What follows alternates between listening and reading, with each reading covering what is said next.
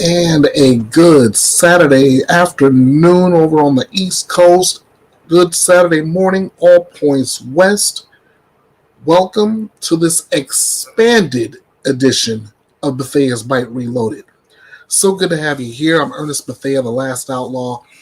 And I'm going to go ahead and open up by saying I must be a glutton for punishment. Here's what I mean. I tried this the first Saturday of the new year, and all of a sudden I get knocked out of nowhere. Oh, well. Look at the first person I thought I never thought I'd see during a live, but I'm glad he's here. Arctic Fox True Crime. What's good, my friend?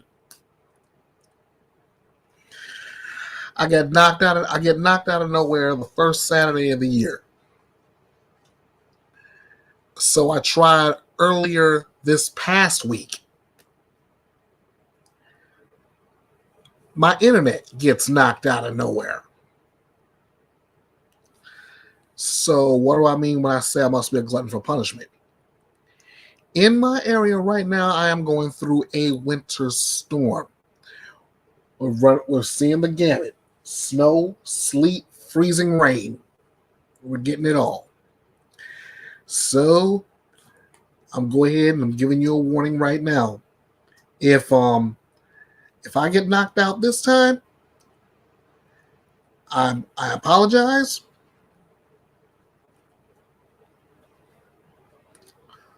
Well, this is good news. This is good news. You're one of the people in the community that I keep in my prayers, man. And I'm glad you're doing so much better. So, like I said, if I get knocked out at any point during this expanded edition of Bethea'S Byte Reloaded, I apologize in advance. I blame the weather. It's not my fault. All right. So, now that I got that cleared up, do we have who else is? Yeah, you're right. Winter storms do suck. All right. So now that I got that issue out the way, let me go ahead and make this all good and official. Welcome again. Welcome to Bethea'S Byte Reloaded, the drama-free true crime destination. So glad you are here with me on this Saturday afternoon, Saturday morning, wherever you're joining me from. I want to thank you all for joining me here. Make sure you hit that, you smash that like button, share this out to your social media, subscribe if you haven't already, drop me some comments. I'd love to hear from you. It helps the channel out a lot. I'm close. I'm so close. I can taste it. I'm so close to hitting that 500 subscriber mark. Maybe you guys can help that out too. All right. As you see on the screen, the live open panel is always open. The links at the bottom. Just be sure that when you drop it in, you're either on Chrome or Microsoft Edge. Those are the two best browsers to work with. All right, let's take care of some quote unquote family business. All right, everybody in chat, just remember that every comment we make, every statement we make, and every view we share, it's all speculation, deduction, theory, opinion. It's not evidence. It's not fact unless we say otherwise.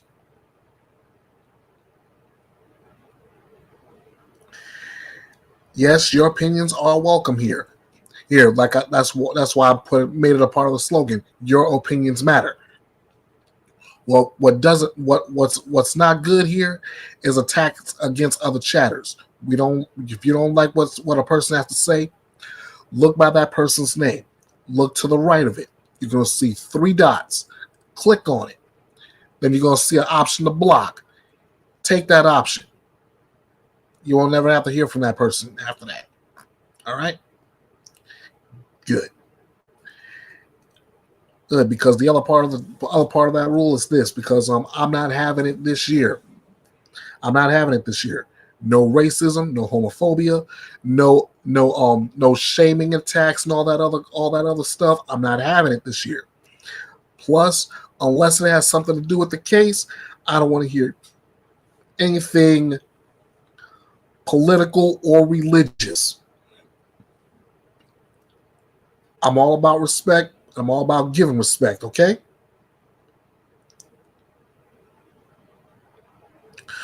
All right. Just in case I may have some video to show. Let me go ahead and drop this disclaimer now.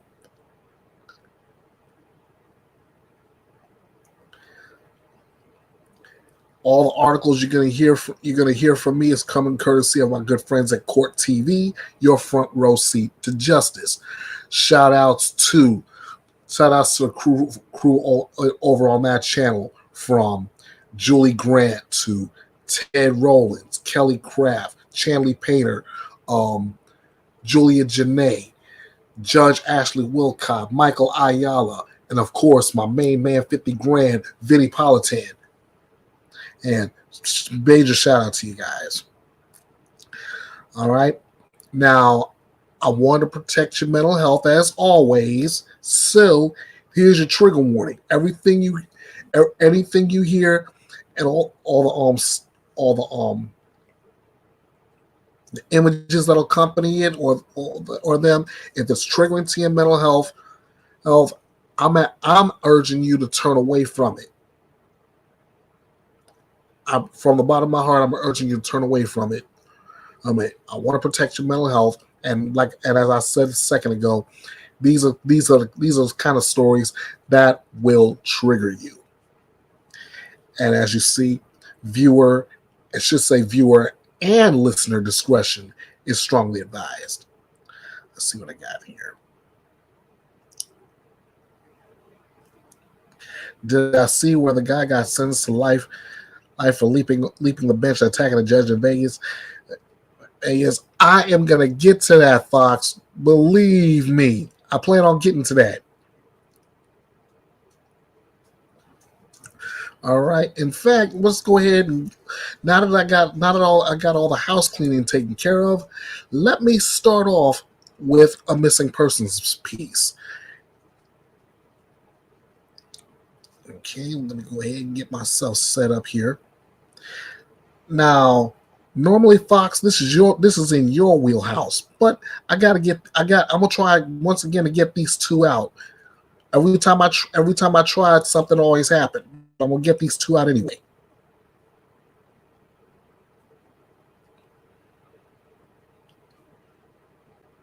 All right, there we go. Now you can see me, and all right, let me zoom in here.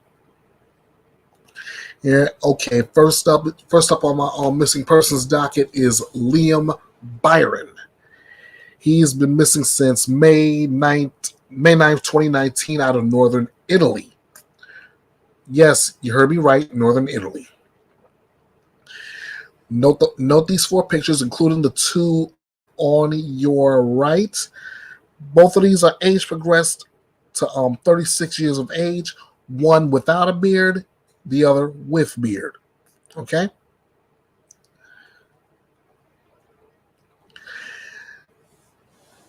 All right. The breakdown, he has a muscular build. At the time of his disappearance, stood about 5 feet 8 inches, weighed around 160 pounds, with brown hair, brown eyes. He has a large gap between his two front teeth, as you've seen in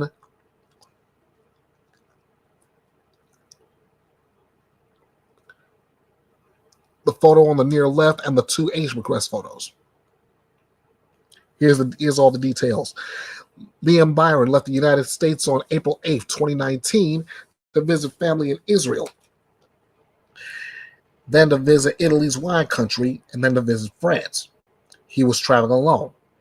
Liam was scheduled to take a flight from Paris, France, back to the United States on May 16th, 2019, but he was not present on that flight. His last known activity was on May 9th, 2019, when a credit card he was known to use was used to purchase a train ticket from Turin, Italy to the Aosta Valley, Italy. During his travels, Liam stayed in multiple hostels and became friendly with other travelers his age staying at those hostels. Liam's personal belongings were located in a remote location of the Aosta Valley, but he has not been seen nor heard from since May of 2019. Prior to leaving for his trip, Liam lived in Jefferson, Louisiana, worked in New Orleans, and he also spent time in New York and had been living with his family in Marlborough, New Jersey, his place of birth. He has a blog where he talks about his love for wine and the wine country. His love for travel is well known amongst his friends and family, and he always discussed his dream of becoming a sommelier. So, ladies and gentlemen, if you have any information on the whereabouts of Liam Byron, you can submit those tips anonymously, mind you.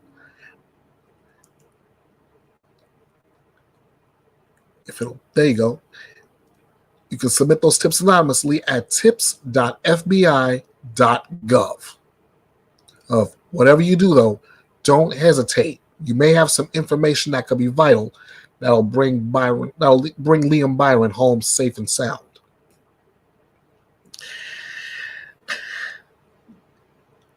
The next person we want to bring home safe and sound is Rachel Louise Cook. These two pictures of Rachel were taken in 2002. She's been missing since January 10th, 2002, out of Georgetown, Texas.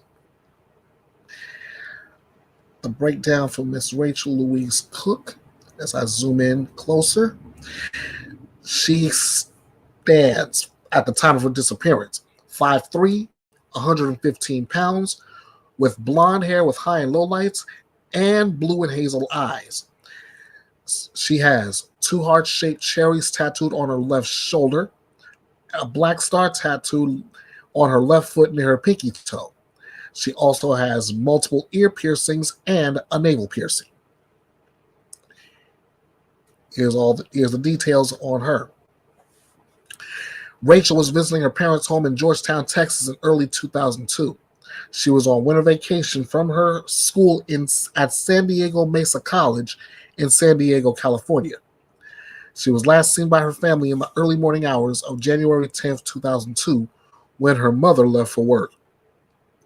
It is believed that Rachel departed her family's residence at approximately 9:30 a.m.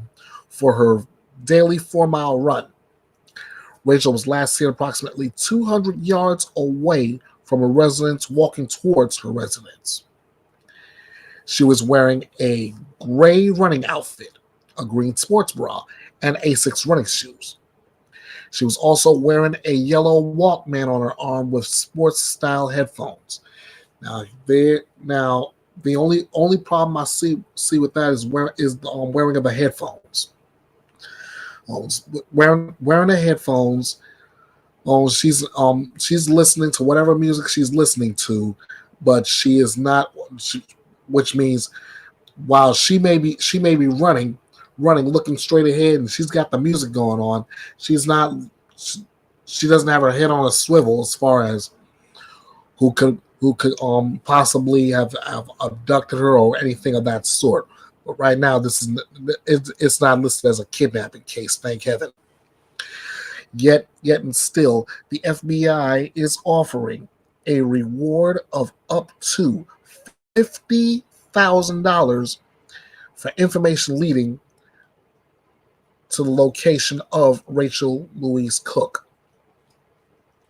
So, once again, if you have any information in regard to Rachel's disappearance, or where she can be located, first of all, you're asked not to hesitate on this. You are urged to call the FBI's. You're encouraged. I'm tongue tied this morning. You are urged to call the FBI at 1-800-CALL-FBI. That's 1-800-225-5324. Or, like in the previous case, you can submit your tip anonymously at tips.fbi.gov. Your diligence can help. Your diligence and any important information could be the tipping point that brings Rachel Louise Cook home. And as always, with all missing persons cases, if you see something, please say something.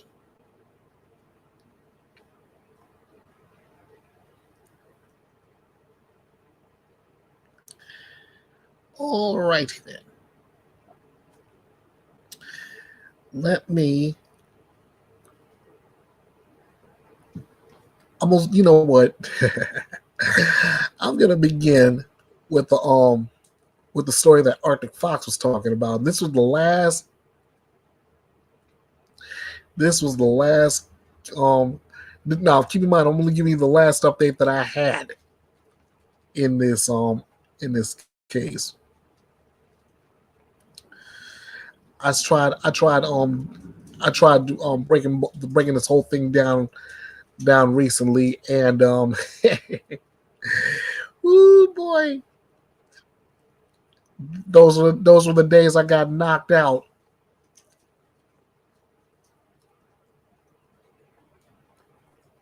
All right, so here we go.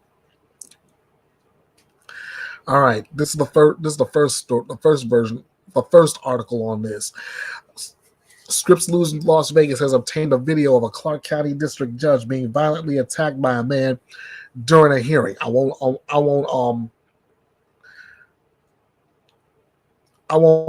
use dates because I'm at this point I'm already past that point. The man involved in the attack is Deobra Redden, who was being sentenced for aggravated battery with substantial bodily harm prior to the attack on Judge Mary Kay Holthus. He entered a guilty plea in a previous hearing. The video shows Judge Holthus denying Redden's request for probation due to his criminal history and preparing to sentence him to jail time.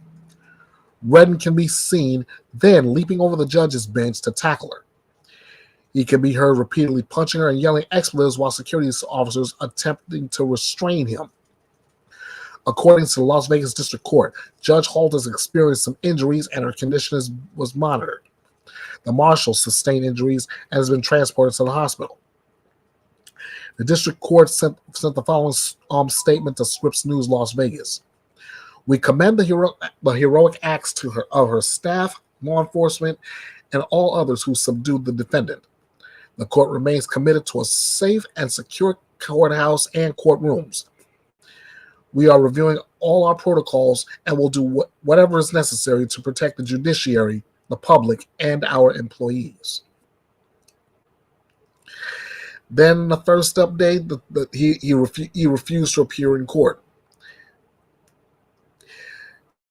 He was set to appear before a judge to hear new charges related to his attack on Judge Mary Kay Holthus. During that hearing, Redden and his attorney were asking Judge Holthus for probation, but it appeared she felt his prior criminal history warranted prison time.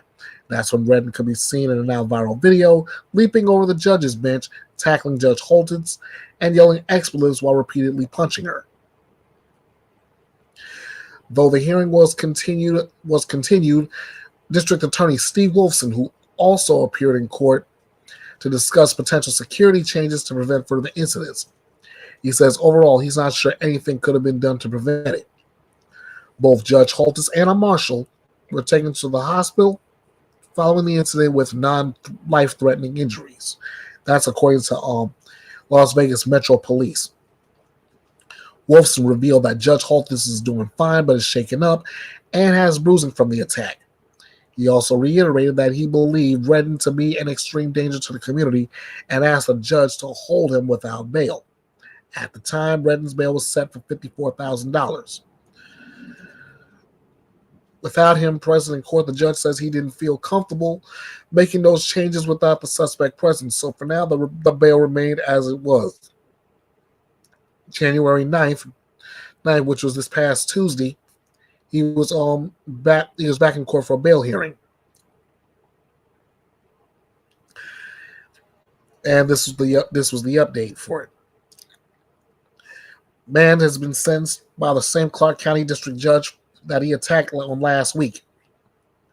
On Monday, Judge Mary Kay Holtis sentenced 30-year-old Deoba Redden to 19 months plus 2 years, 19 months to 2 years in prison on attempted battery charges. This was in connection to a baseball bat attack on a person last year and isn't related to the courtroom attack. According to Holtis, those charges will be handled on a future date by a different court. Redden appeared before Holtis on an attempted battery with substantial bodily harm charge. As she was preparing to hand down a sentence, Redden was seen in a viral video jumping over the bench to attack her. According to an arrest report, Holtis said Redden knocked her out of her chair and slammed her head against the wall before ripping some of her hair out. The report also stated that 2 marshals were notified of a panic alarm but were dispatched to the wrong courtroom. The report adds that corrections officers heard Redden state that he had a bad day and tried to kill the judge today while he was being strip searched. Last week, Chief Judge Jerry Weiss said there are ongoing conversations about hiring more court marshals and assessing the designs of the courtrooms at the Regional Justice Center to prevent something like this from happening again.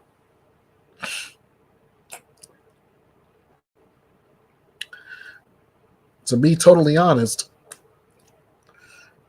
I don't think that was mostly on him. And you're right, Fox. Thank God the staff was on it, because if they hadn't, it's likely that that judge could have been a lot more serious situation. All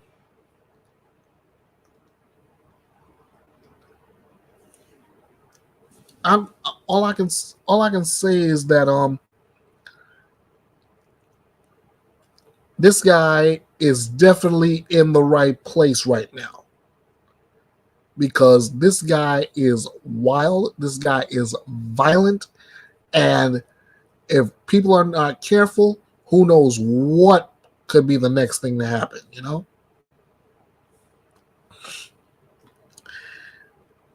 So as far as I'm concerned, justice served.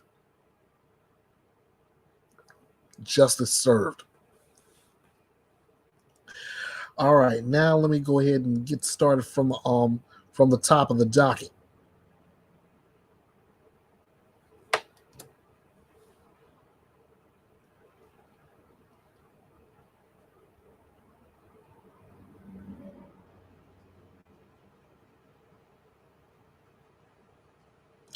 Now,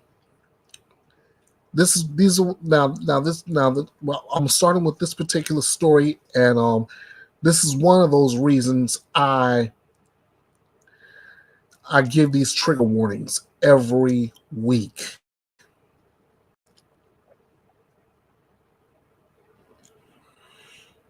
Colorado mom wanted in connection with a double homicide of her children. We had updates on that on this one too. Colorado Springs mother is wanted by police in connection with the double homicide of her 2 children. Around 12:30 a.m. on December 19, a person's called 911 to report a burglary, according to the Colorado Springs Police Department. When officers arrived, they found a woman later identified as 35-year-old Kimberly Singler and an 11-year-old girl who were both injured. They also found a 9-year-old girl and a 7-year-old boy who were both deceased. Police said Singler is the mother of all 3 children. Singler and her 11-year-old daughter were both treated at the scene. Then they were transported to local hospitals. Singler was allowed to leave the hospital because police did not have enough probable cause at the time. She was then considered both a victim and a witness. Colorado Springs Police Department Homicide Unit took over the investigation, and as they learned more about the circumstances surrounding the case, they determined that the report of a burglary was unfounded. Investigators obtained an arrest warrant for Singler on December 26th. She was last seen on December 23rd. Police said they do not know where she is, but the CSPD's Violent Offender Fugitive Task Force is currently searching for her. The 11-year-old daughter is safe, according to police. Police said Singler is wanted on the following charges. Now pay attention to this. There'll be a quiz later. She's wanted on 4 counts of first-degree murder, which is a Class 1 felony. 2 being for murder and attempted murder with intent after deliberation. The other 2 for murder and attempted murder of a child under the age of 12 by a person in a position of trust.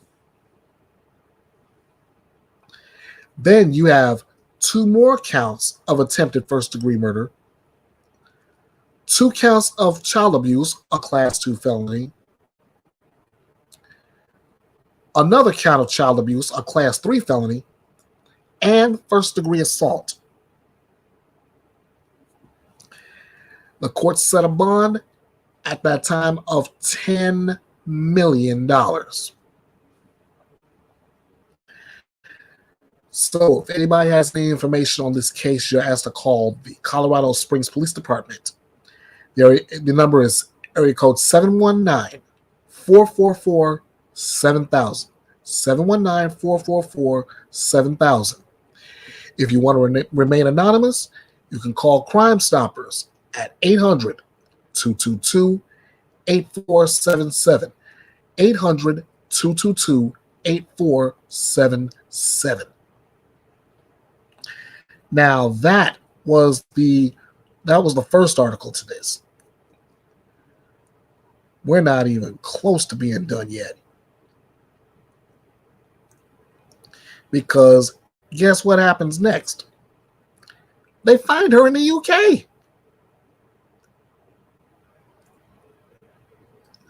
Colorado Springs mother accused of killing her 2 children was taken into custody in the United Kingdom, according to Colorado Springs Police Department. Kimberly Singler was taken into custody without incident. According to the Associated Press, Singler made an initial court appearance on Monday. An initial court appearance in London's Westminster Magistrates Court. She has a January 29th hearing scheduled on whether she should be extradited to the United States. I hope she is. The 35-year-old is accused of killing her 2 young children, a 9-year-old girl and 7-year-old boy, and wounding her 11-year-old daughter after police initially responded to a report of a burglary in their home on December 19th.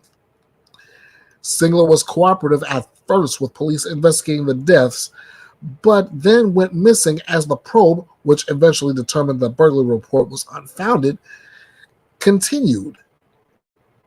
According to Colorado Springs Police spokesperson Ira Cronin, Singler and her injured 11-year-old daughter were both treated at the scene. They were then transported to local hospitals. Singler was allowed to leave the hospital because police did not have enough probable cause at that time. She was then considered as a victim and a witness. Police were able to present evidence to obtain a warrant, for Singler's arrest later in the day on December 19th. But police believe she had already disappeared by then, according to Cronin. The CSPD's Violent Offender Fugitive Task Force was searching for her, but it's unknown how they were able to track her to the UK. The children's deaths came amid an ongoing legal battle between Singler and her ex-husband over parenting time and other issues, according to court filings. She was scheduled to meet with her ex-husband with the kids at a Colorado Springs police substation at 9 a.m. on December 16th. It is unclear if Sigler showed up for that meeting, but court documents said her ex-husband made an emergency motion for police to enforce the custody agreement the next day on December 17. Court hearings have been scheduled for the next month. Sigler is facing several charges, including first-degree murder, attempted first-degree murder, child abuse, and first-degree assault. Police plan to release more information during a future press conference. Now, I don't know what she was thinking, but killing two of her children, wounding a third,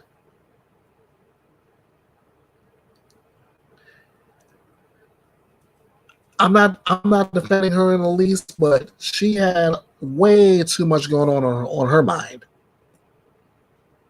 Way too much. And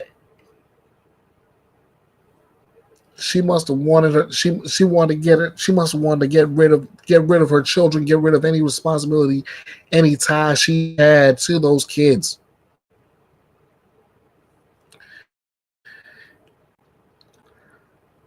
So, but like I said minutes ago, I hope she is extradited to the United States, and that way she can get hit with the entire kitchen sink, because no child deserves that. None.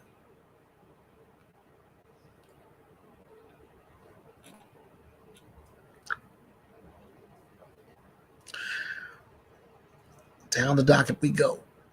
All right. Next up, we're taking a trip to Australia. Aussie, Aussie, Aussie. Oi, oi, oi. Ex-cycling world champion Rohan Dennis reportedly charged after his Olympian wife was killed. Former world champion cyclist Rohan Dennis was reported to have been charged in connection with the death of his wife, Olympic cyclist Melissa Hoskins, who died after being struck by a vehicle while riding in Adelaide, South Australia.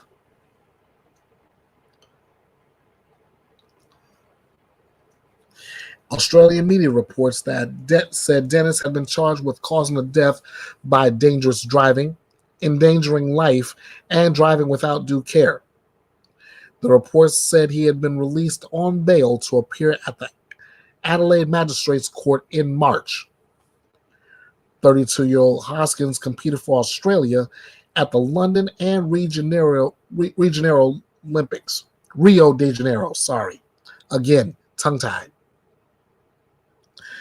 Police said emergency services were called to an address in Menindee, an Adelaide suburb, around 8 p.m. that Saturday. Following reports, a woman had been struck by a vehicle. Police said the woman, later identified as Hoskins, suffered serious injuries and died after being taken to the Royal Adelaide Hospital. Hoskins competed at the 2012 and 2016 Olympics on the track in the team pursuit, and was in the squad that won the 2015 world title in the event. Melissa described her team pursuit gold medal at the 2015 World Championships as the highlight of her career.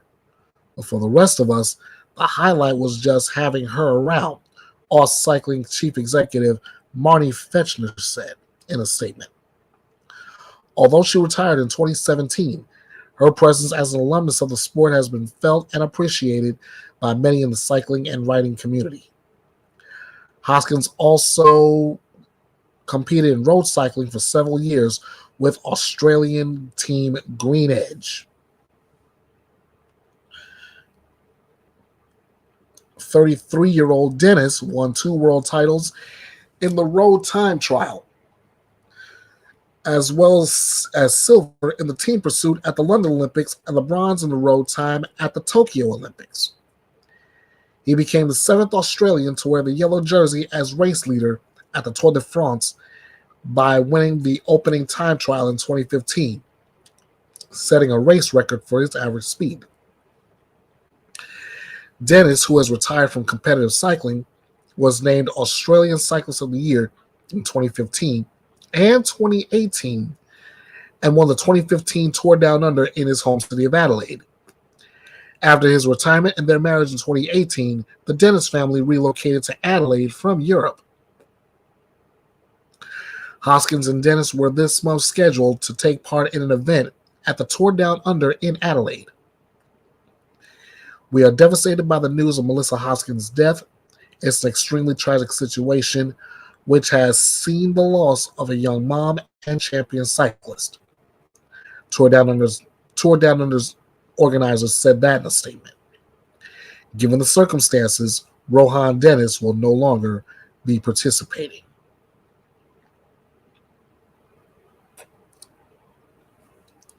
And my apologies for not sharing that article.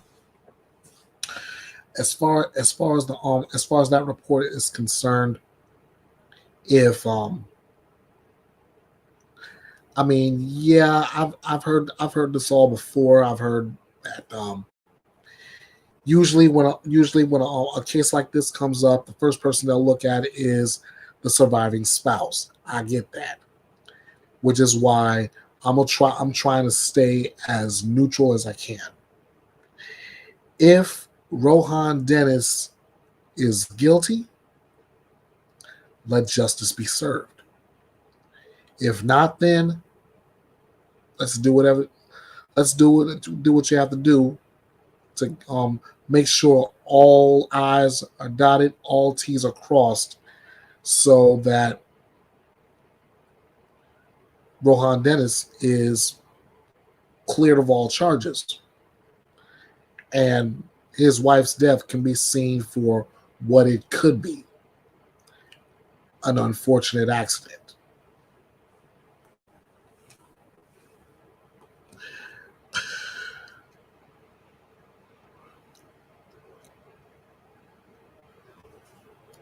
Okay, moving onward from Adelaide, South Australia, back to the States and the great state of Utah. Trigger warning. Utah man charged with killing a 2-year-old boy and injuring his twin sister. A family friend referred to as an uncle is in custody for murder, and sexual child abuse charges after a 2-year-old boy died while his twin was found badly injured. Jonathan Dunn, who had previously been convicted of child abuse, was considered an adopted uncle and had custody of the children. He was arrested on 2 counts of aggravated sexual abuse, 2 counts of aggravated child abuse, and 1 count of aggravated murder. According to court documents, officers responded to a home in Roy, about 30 minutes north of Salt Lake City. Hang on a second, guys. Let me I'm doing this like I did the last article, but I didn't share not one bit of it yet. There we go.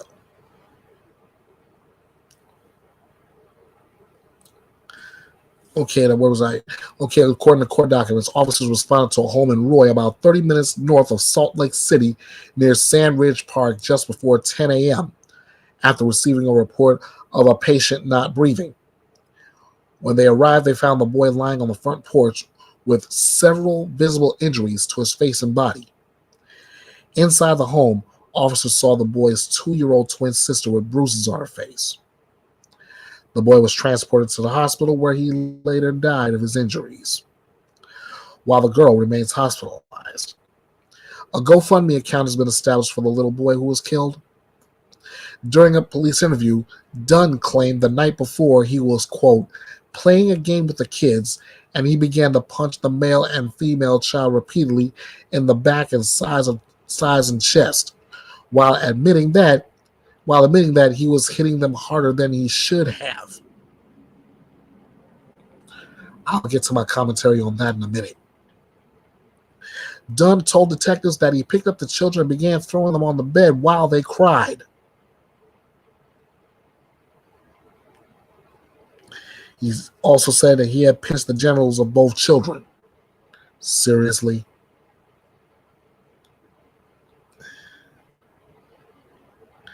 In 2017, Dunn was convicted and sentenced to prison for child abuse.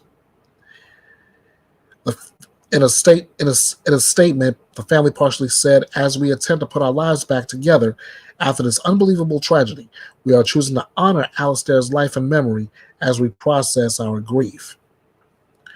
Police believe there are a total of 9 children in the house, but it's unknown if the other children were harmed.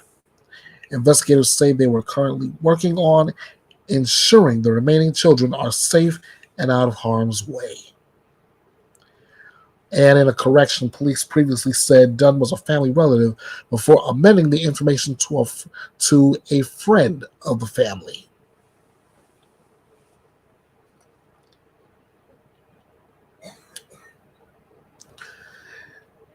Guys, I'm gonna make this statement. Oh, let's see who we got here real quick. Juju Bones. Juju Bones, good to see you. Welcome, welcome. I'm gonna make this statement, and the statement I'm making, I'm sticking by. I tried making this statement a couple times. The last couple times I tried doing this live stream, and was knocked out on 2 different occasions.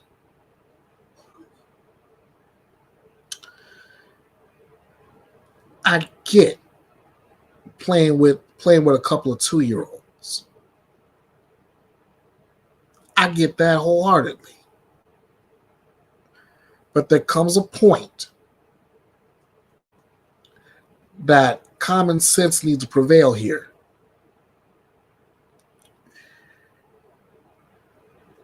When you realize you're starting to get too rough with a 2-year-old to the point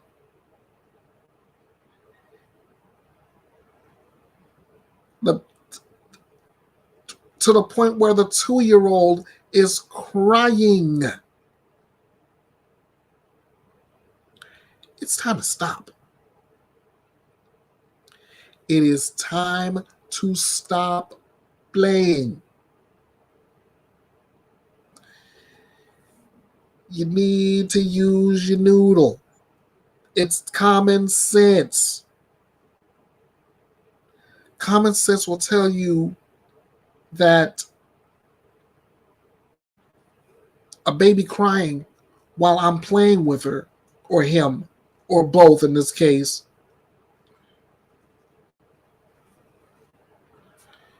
that should be an alert right there that I need to stop playing. This is not fun. This is not fun for them. That's the first part of that statement. Then the second part of that statement is what set me off. You admitted to pinching their genitals?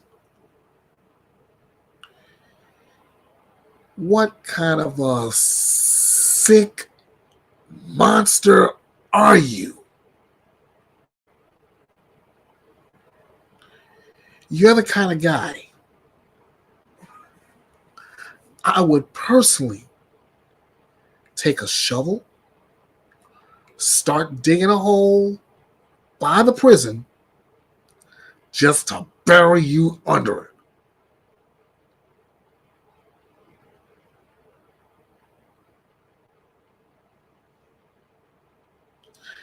Jonathan Dunn, you got the right last name, because once this case goes to court, you will be done. I hope they throw you behind bars, never to see the light of day again.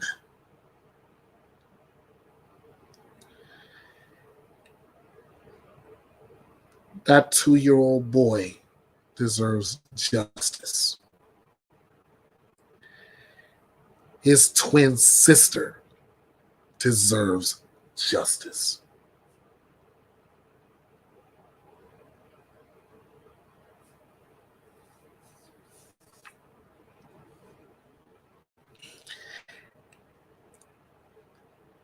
And that's all I got to say about that.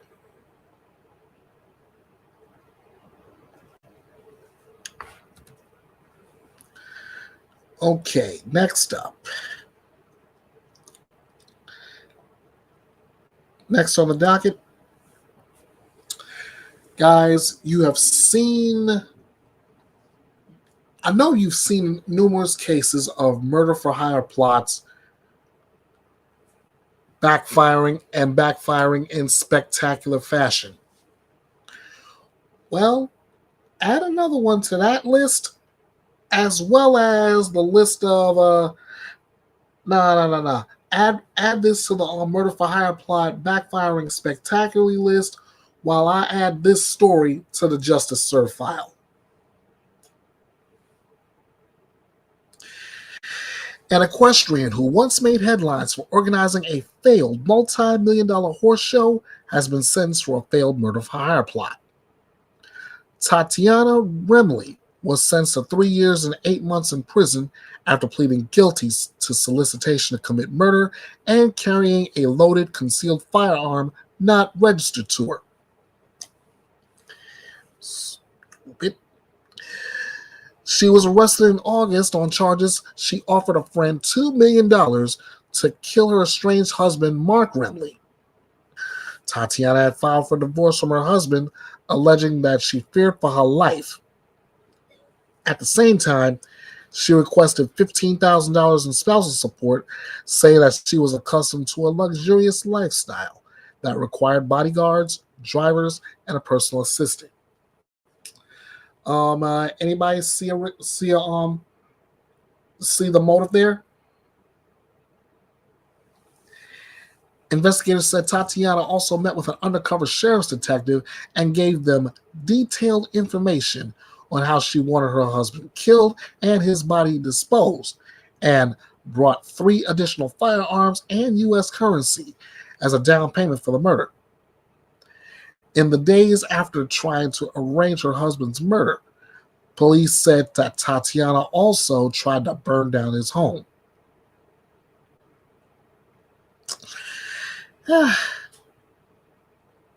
Tatiana and Mark made headlines in 2012 when they organized a traveling horse show called Valitar in Del Mar that was abruptly canceled and went under shortly thereafter.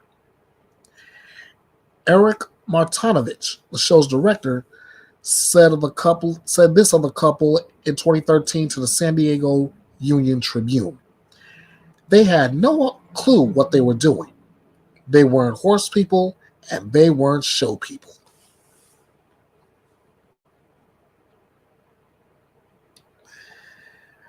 Maybe not.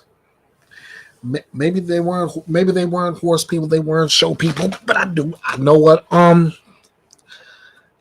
what Tatiana is.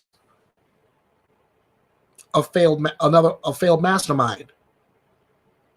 Mm-hmm. I said it that way. She's a failed mastermind because these murder for hire plots fail spectacularly. I don't care who the intended victim is. You throw money into the mix, you don't know who you're talking to. You may think you're talking to some random guy out of Nowheresville, USA, asking this person to take out your husband, take out your child, as I remember in another case.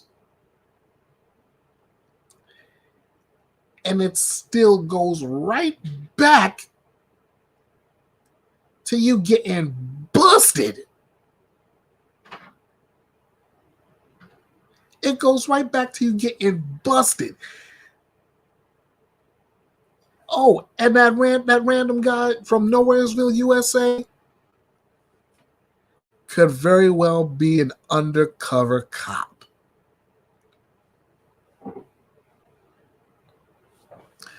That's the reason why I said they fail spectacularly. Just to remind you of how bad this can go.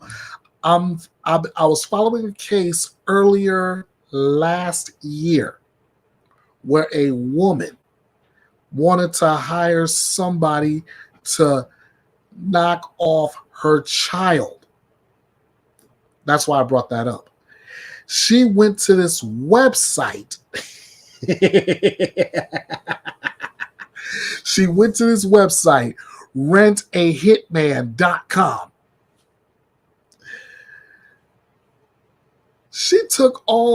This person running that website took all her information and reported it to police.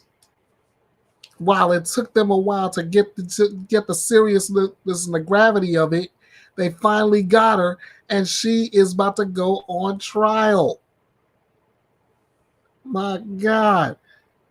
If that's not a spectacular fail on a murder for hire plot, what is? Really?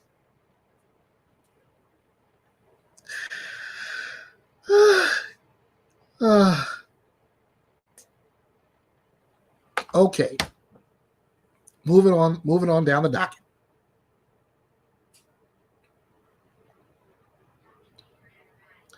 Okay.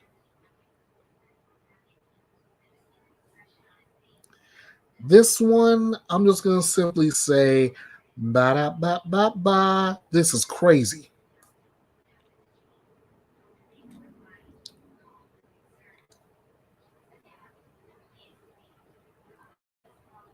Follow along with me on this one, will you? A North Carolina pastor is in trouble with the law after reportedly getting into a violent confrontation with a McDonald's employee. Dwayne Waden, not to be confused with NBA legend Dwayne Wade. Dwayne Waden is accused of punching the employee in the face and pushing his head toward a deep fryer.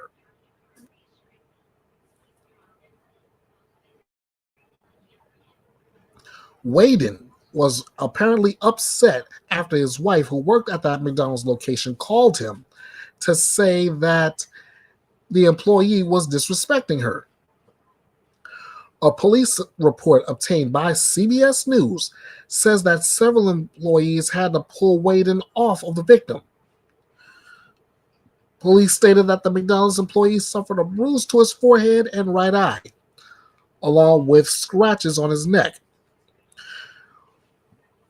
Waden was arrested for assault, but he was released on a $1,000 bond, according to station WCNC in Charlotte. He reportedly is due to appear in court on January 22nd. Waden lists himself as a pastor at Elevated Life International Ministries on Facebook. It's unclear if he still holds that position. The church's most recent post on Instagram is from 2021. It shows Waden talking about connecting with Jesus Christ. And as for Waden's wife, CBS News reports that she is no longer employed by McDonald's.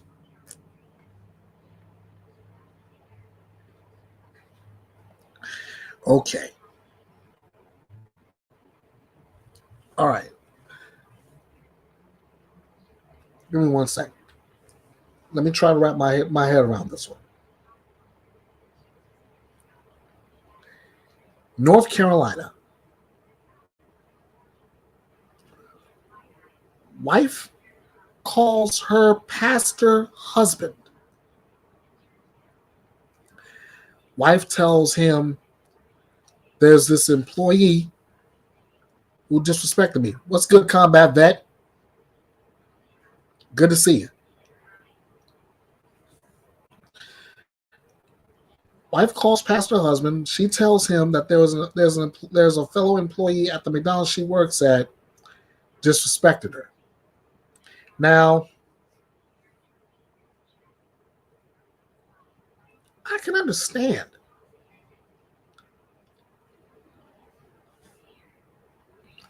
I can totally understand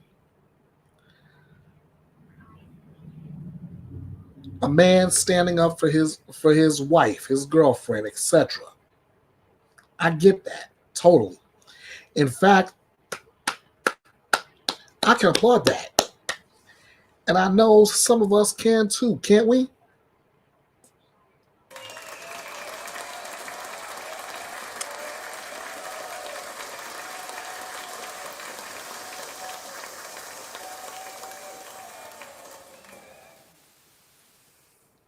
Okay, now that you got your respect for standing up for your wife, that's where the respect ends. There is such a thing as taking it too far. I mean, I mean, I don't want to tie Looney Tunes into this, but there's a little bit I got to. Even Bugs Bunny had to finally figure it out at the very end. If you remember the cartoon in which Bugs was upset over rabbits being charged a 2 cent bounty, where you had Fox being could have been charged for $50, a bear for 75, but only 2 cents for a rabbit. Bugs took it so far to the point where he was getting hit from all sides. He goes for the hole. He's got a bunch of bullets surrounding his hole. And Bugs asked that question. Could it be that I'm taking this thing a bit too far? I wonder if this pastor asked himself that same question. Because standing up for your wife is one thing, but going as far as he did, if this, I mean, sure, I can see criminal charges going down. I can see that clear as day. But what if that same guy decides to bring civil charges too for whatever medical damages he's suing for?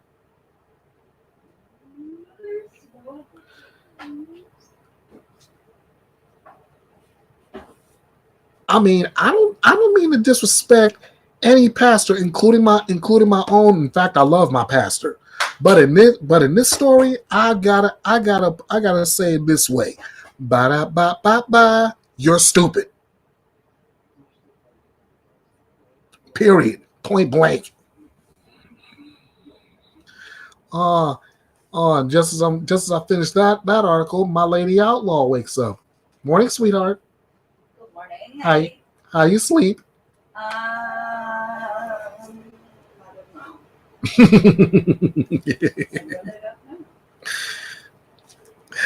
Out this morning. Huh? Could have just passed out this morning. Yeah, I know. I turned your light off a little bit before I started. Yeah. Passed out. All right. Stay awake long enough.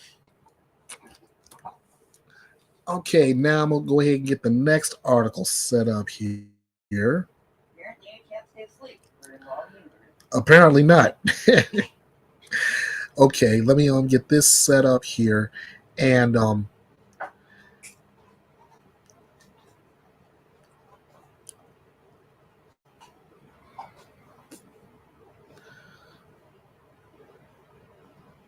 ahead. That's set for presentation, and then okay, now to get this information.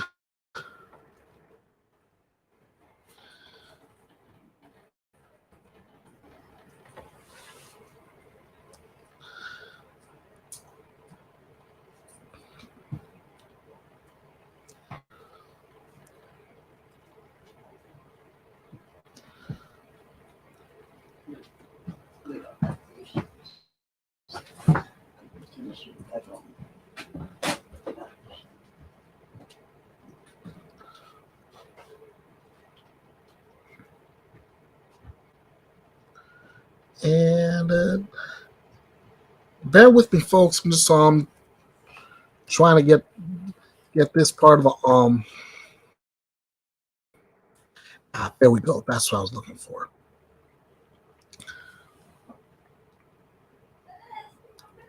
There we go. Now I can bring you this particular story properly.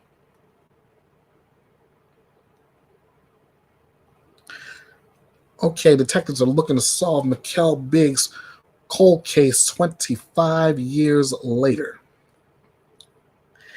It's now been 25 years since 11-year-old Mikkel Biggs disappeared outside her Mesa home. It is considered one of the biggest cold cases the Valley has ever seen. Her family has never given up hope in the search for answers. Now, all these years later, there could be some movement in the case. Now, as I begin this, I'm gonna let you guys know this was where my either I get knocked off or my coverage got cut for some odd reason. The last two times, I was always at this point. So, if anything happens, again, I apologize in advance.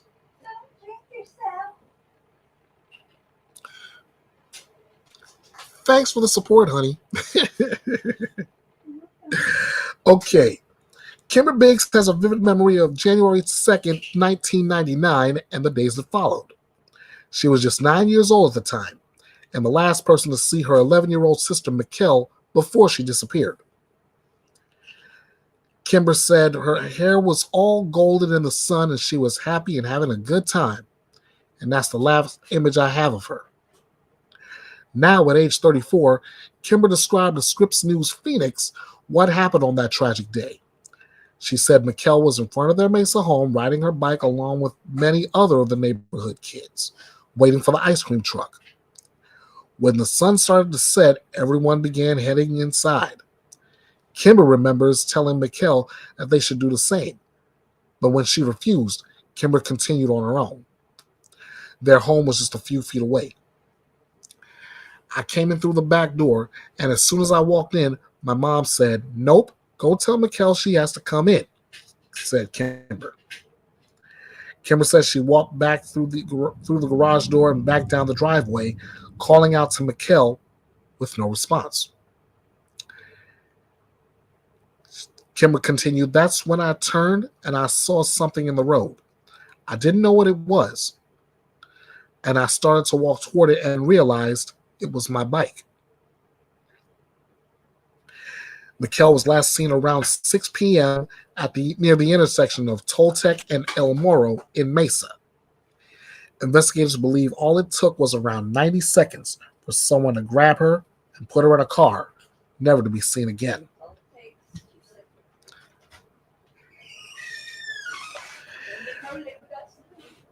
The tire was still spinning on the bike at that point, and I knew something was off, she said.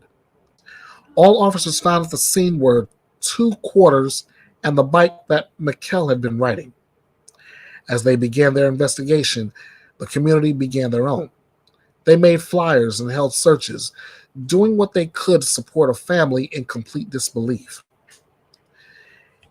It just accelerated the size of the case and the attention of it, Kimber said. Mesa Police Department has received thousands of tips over the years, with many turning out to be false. Scripps News Phoenix sat down with the new detective on the case and learned he is focusing on specific information that points back to a convicted sexual predator who has been on their radar from the beginning. Reporter Ashley Paredes asked, "Is that person still a person of interest?" Detective Dave Sipe with the Mesa PD responded, "I would say he is the person of interest." Detective Sipe confirmed D. Blaylock is that person. He's never been charged with any crimes in the Mikkel case, but lived in her neighborhood at the time. Scripps News Phoenix found a video of Blaylock after spending hours researching their archives. It showed him at a block watch event for Mikkel just 10 days after her disappearance. If you're my neighbor and I see that you're living next to me and I see something suspicious going on, I guarantee you I'd be calling 911, he said in a video from 1999. Detective Sipe has requested a copy of that footage. He says his goal is to speak with Blaylock, who was taken into custody for unrelated violent crimes just months after speaking at that event. Blaylock remains behind bars. What I'd like to say to the investigative lead that we have is that he has children of his own. And knowing that and imagining what he would feel like if his children were missing for 25 years, the detective said. Kimber is thankful Mesa PD has never given up. For her, becoming a mother is what compelled her to keep fighting. Yes, Kimber said, this is what I'm supposed to do. She was recently hired by the National Crime Justice Training Center to bring a family's perspective to law enforcement. She hopes they can learn from her as she learns from them. Just really knowing how to speak to a child in a traumatic situation and doing what's best for them, says Kimber. Kimber has given 2 presentations so far, also encouraging officers to remain open-minded on who a suspect might or might not be. Kimber said, I'm doing this simply because I love her. A love so strong it's turning pain into power. Kimber says she's my big sister, and she deserves to, have that peace.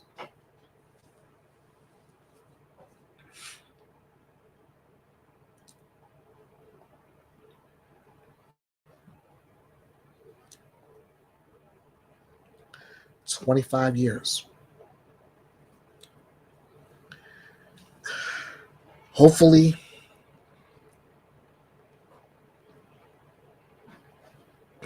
something will turn up that'll bring Mikkel back home safe. Maybe you guys can help." Here's everything you need to know. This is Mikkel Diane Biggs. These are all her pictures. The last 3 are age progressed by NCMEC, the National Center for the Missing and Exploitation of Children. The last 3 pictures are age progressed to 14, 19, and 25.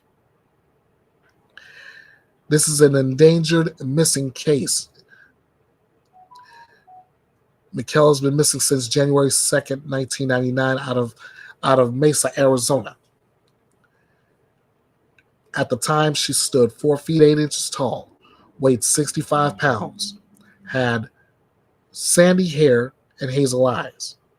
She has pierced ears and 2 to 3 small flat brown moles on the left side of her neck. She was last seen wearing a red short-sleeved shirt with a white stripe across the chest, with blue bell-bottom pants with designs on the sides, a purple Barbie watch, and possibly earrings. If anyone at all, has any information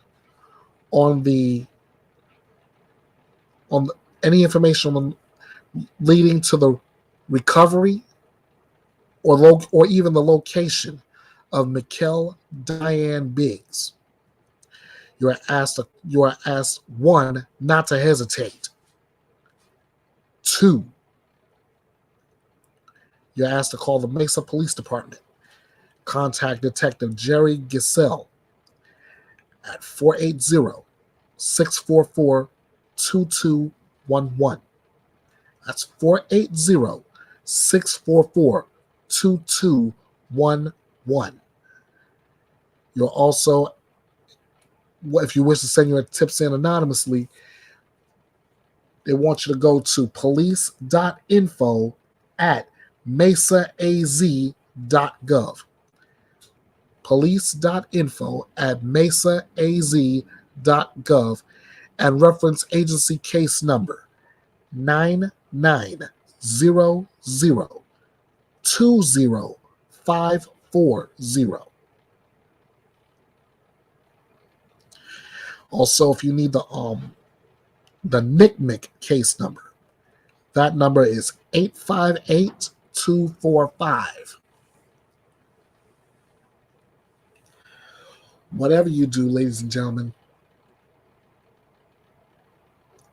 let's do what we can.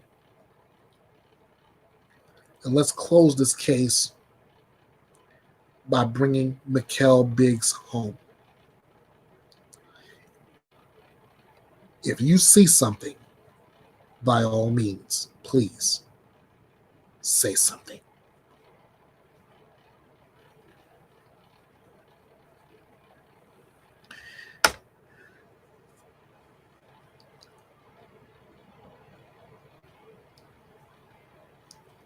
Next up,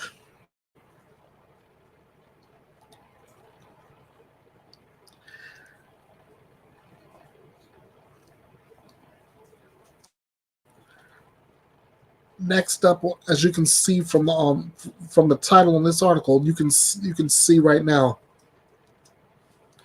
this guy has literally and figuratively thrown his life away, all because he listened to the wrong person.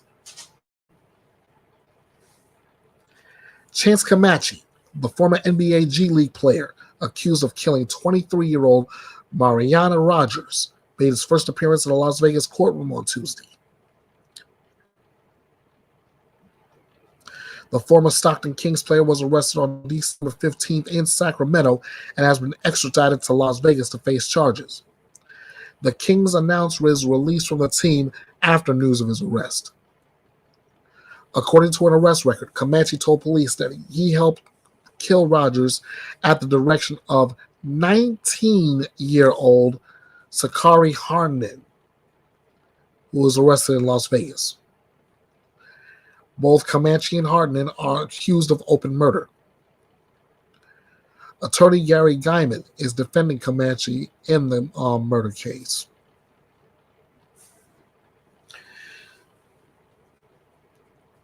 Let me back up here real quick. He's 27. She's 19.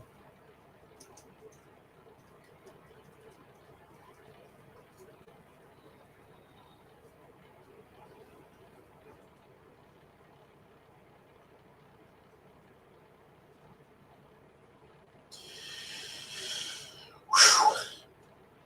27 years old. Playing in the NBA's G League. Could be called up to the big roster at any time if his skills were that good. But he threw it all away by listening to what could be a jealous 19-year-old girl.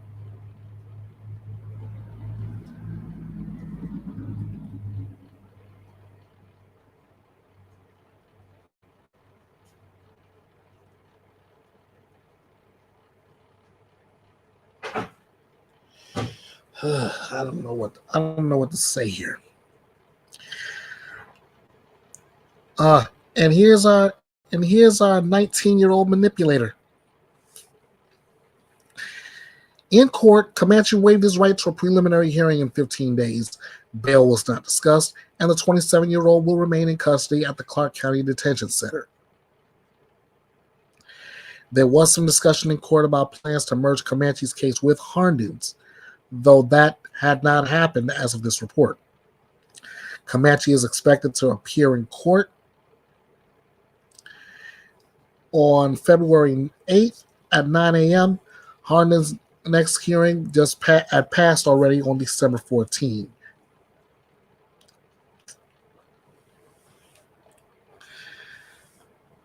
Now, friends,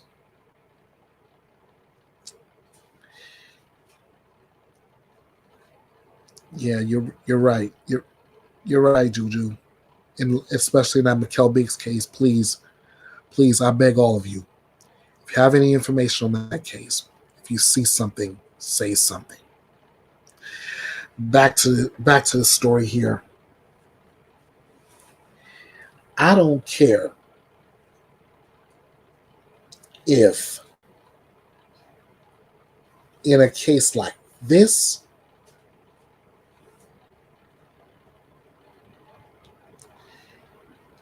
if you're going to let some other girl take away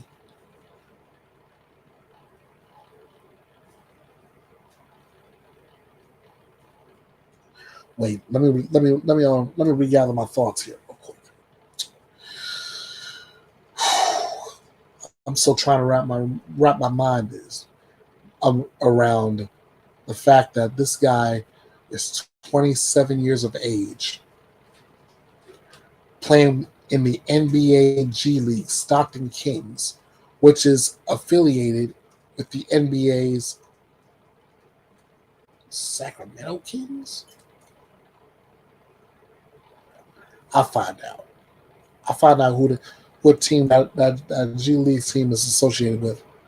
But he throws all of that future away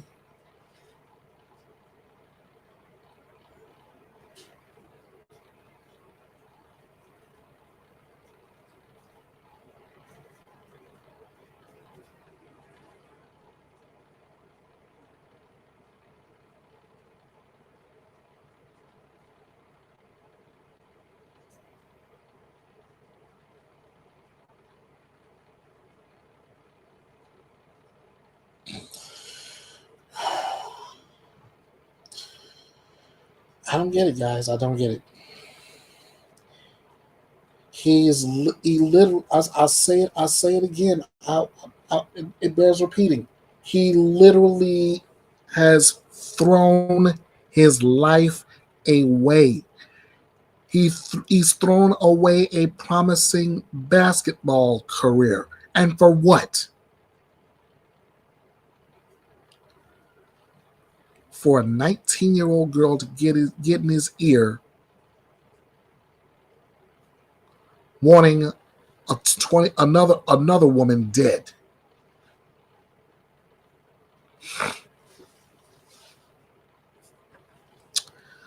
Please, somebody, please make it make sense.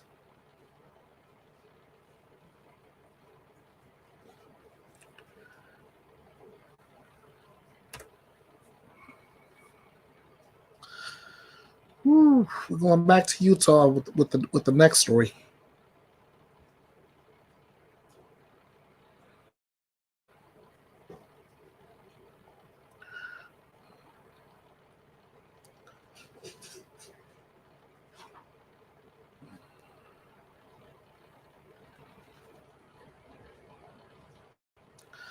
All right. A 56-year-old woman was arrested for shooting and killing her husband. She told police she shot him in self-defense. However, investigators said the evidence indicated otherwise. Provo Police Department said they received a call from Melissa Johnson Fawcett around 7:45 p.m. saying that she shot her husband after he attacked her. Officers responded and found her husband, Corey Fawcett, dead on the floor of the hallway. According to the arrest report, Johnson Fawcett told police she was lying on her bed when her husband came into the room, grabbed her by the neck, and hit her on the top of the head. She said that's when she grabbed her gun that was sitting beside her on the bed and shot her husband. She said he left the room and continued shooting, and she continued shooting until he fell to the floor just outside the bedroom doorway. Johnson Fawcett said her husband had threatened to kill her, and she believed he was going to another room to get a gun. Police obtained a warrant and searched the couple's house. They said they found a second gun in Johnson Fawcett's purse and claimed the gun had blood spatter in front of it. Investigators said they asked her about the blood, and she claimed it was from shooting rabbits at close range in the desert.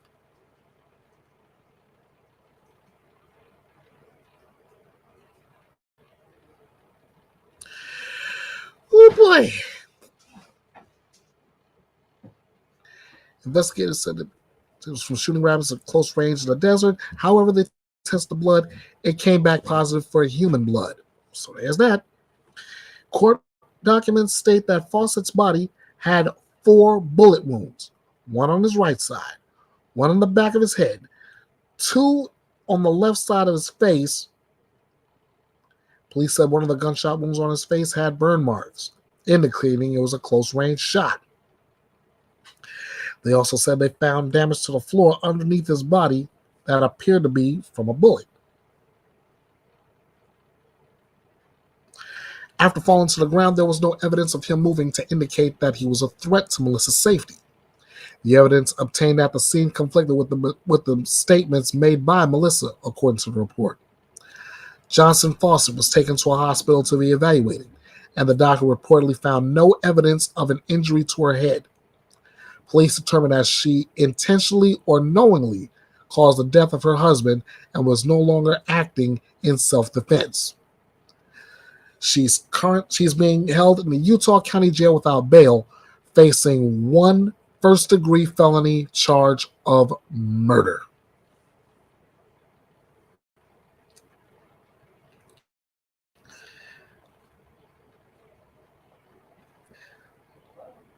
Yeah.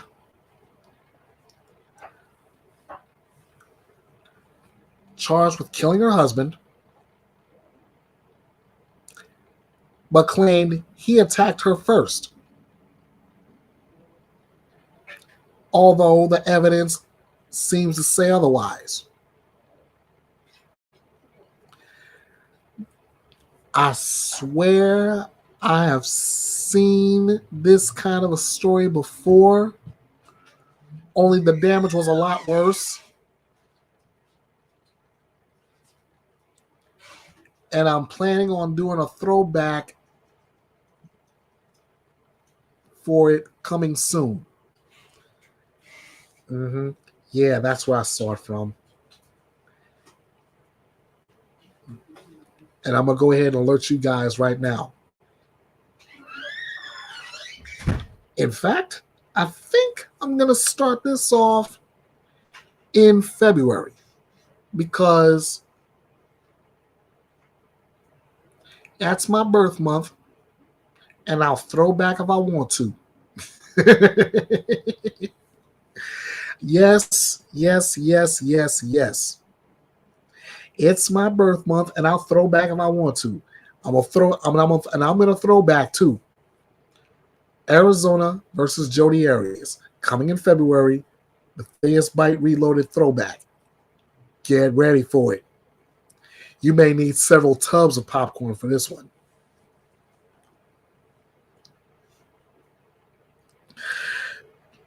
As for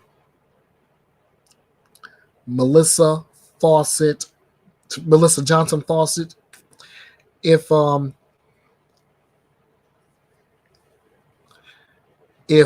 this is what I think it is, the police is gonna see right through your lies, and you're gonna pay heavily.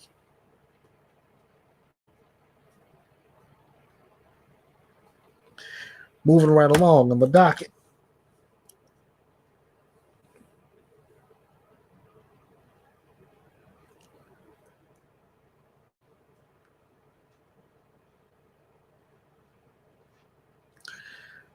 Oh boy.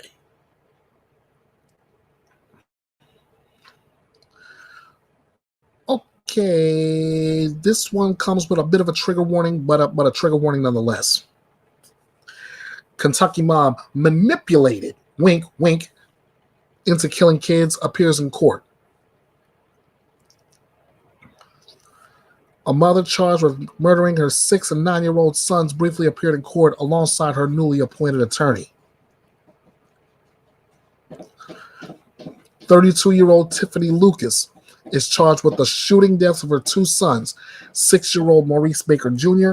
and 9-year-old Jaden Howard, who police said a neighbor found brutally shot inside their home. At her January 8th, 2024 hearing, Lucas, who pled not guilty to her kids' murders, stood next to her court-appointed public defender, Richard Lonizak, who formally requested discovery, citing a pending motion to preserve evidence in the case. Judge Rodney Burris explained that the sole purpose for that hearing was for Lucas to meet her newly appointed attorney.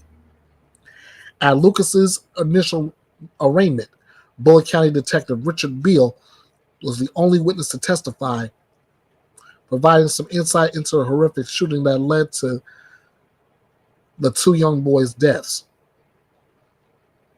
I asked Miss Lucas if she meant to hurt the children, Beal said, and she indicated it was an accident. Beal said she told him that no one else had been in her home that day and that she left the gun in the bedroom. Beal said Lucas made other comments to him about the shooting, such as, I'm in such a bad spot. I'm so stupid. And I would never do anything like this unless someone manipulated me. The next hearing to set for trial was scheduled for March 18th. Now,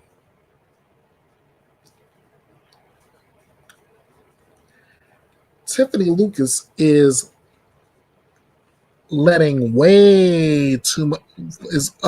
way too much information. And you know Miranda rights. You know, as the saying goes, anything you say can and will be used against you in court.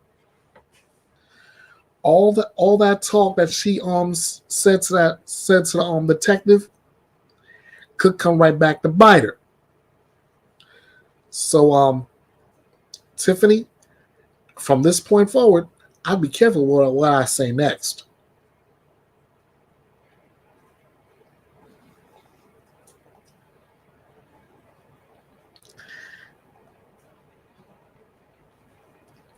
All right.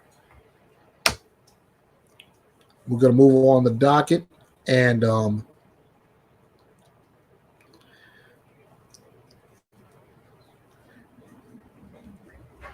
I would say that this story comes with a trigger warning.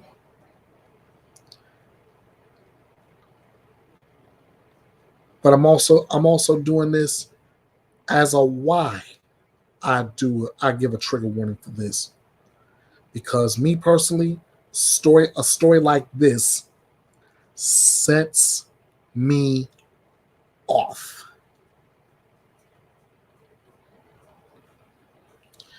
It breaks my heart and ticks me off all at the same time.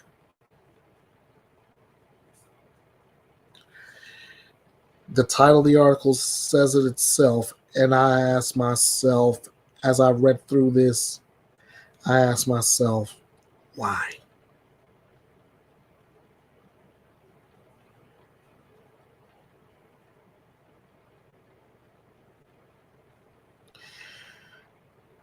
Unbelievable.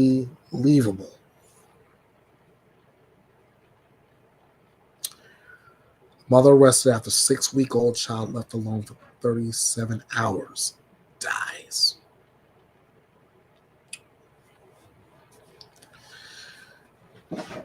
Who in their right mind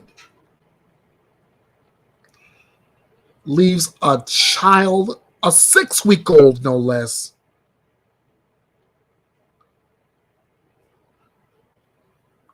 who leaves a 6-week-old child alone for 37 hours? Who does that?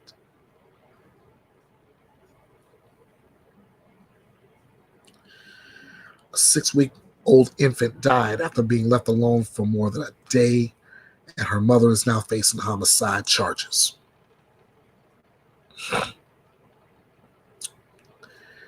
Ladies and gentlemen, I know it's early. I know it's early, 2024, but I'll have to give you the first nominee for Mom of the Year, Sarah Harris.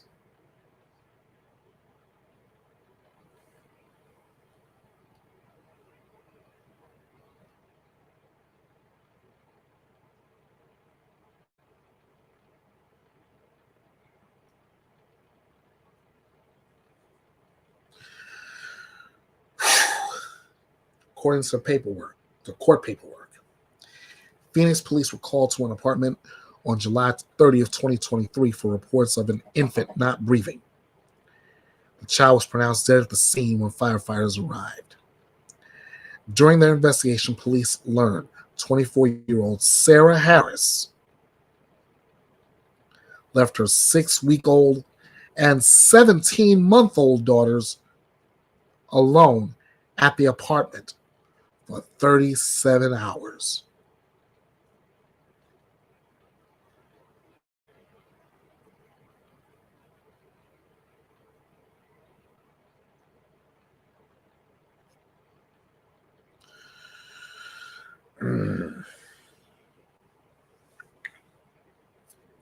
Hang on a minute, guys. I mean, I'm just trying to wrap my emotions around this.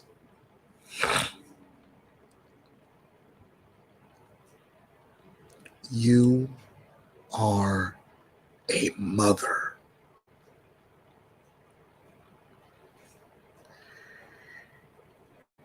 You leave your 6-week-old child alone.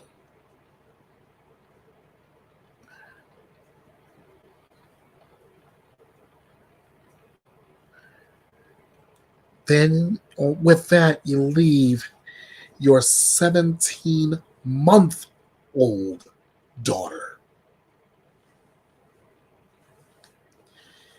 You're leaving them to fend for themselves.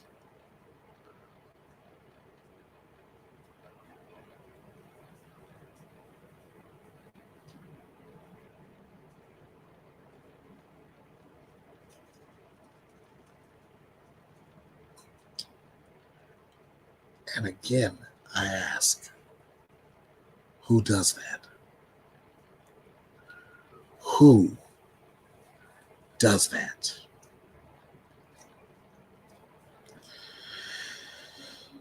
I'm sorry, guys.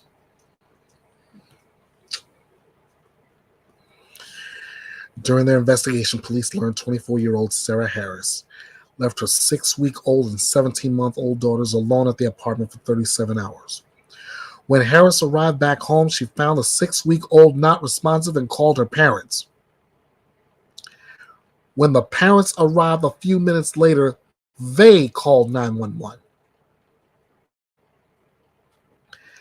Harris told police that the infant swaddled and propped up on a mattress before leaving the home. She also admitted giving the infant NyQuil, that's great, and melatonin in a bottle before leaving. Oh, that's smart. The 17-month-old was left at a playpen with no way to exit. Oh, that's real.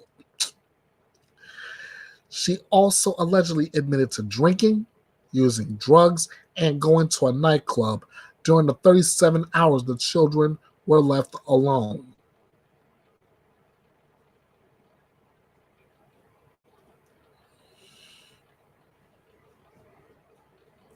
17-month-old was not seriously injured during the time frame. Harris told police she was upset when she returned home because she had left the children for so long. Really? Where are you now? Police seized Harris's phone and gathered surveillance video from the area during their investigation. Harris was detained by police for questioning on January 5th. She now faces charges of second-degree murder and child abuse.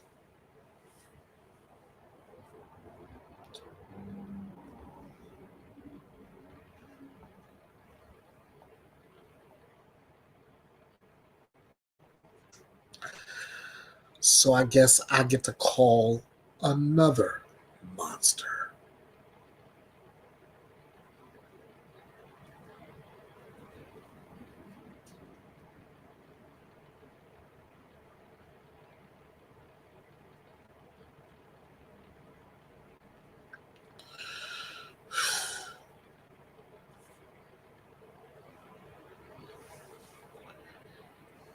You're 24 years of age. 24. That right there should be a qualifier to make you a quote unquote grown ass woman.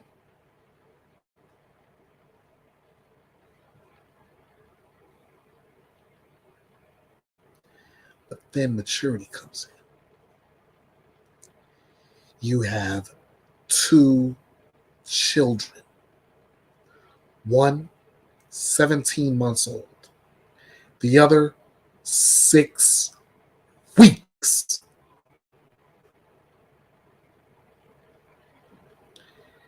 You leave the 6-week-old propped up on a bed, putting melatonin and NyQuil in a baby bottle.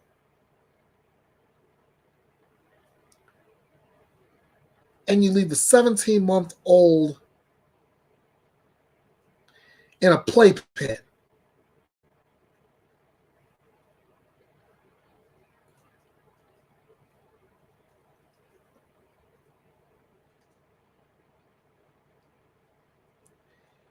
If I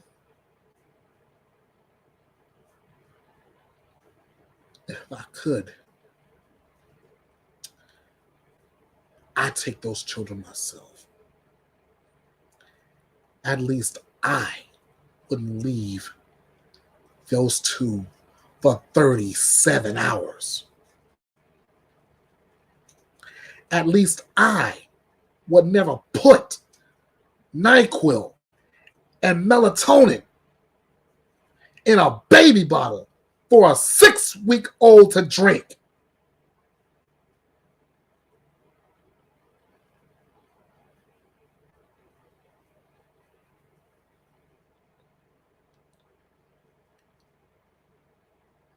Sarah Harris, you say you were upset that you left them alone for so long. Let me get in close. I want you to see my face when I say this. You should be upset with yourself. No mother in their right mind would ever leave their 6-week-old and their 17-month-old to go to the club, to drink, to smoke, to do anything, and leave their 2 children for 37 hours alone.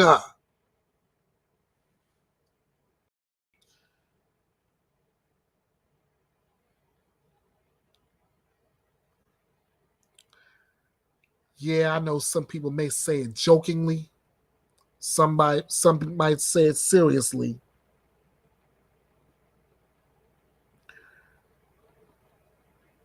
But there should be tests given before people these days become parents.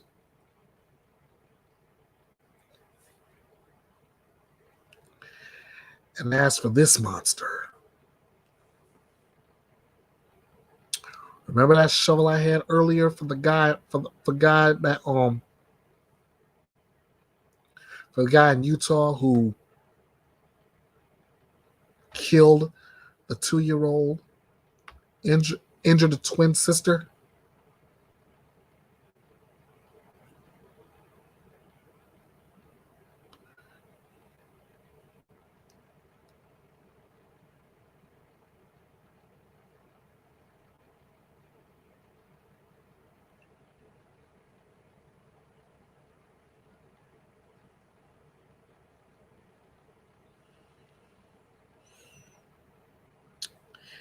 Yes, I'm huffing and puffing like the big bad wolf because I am literally steaming right now because of this story.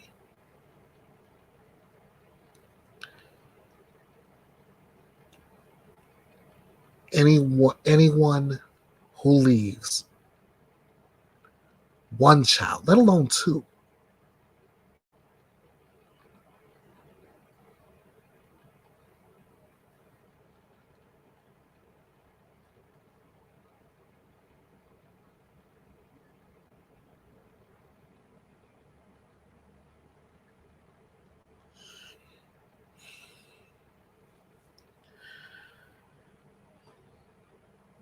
Sarah Harris, I pray to the good Lord you get exactly to the letter all the punishment you deserve. Second-degree murder and child abuse?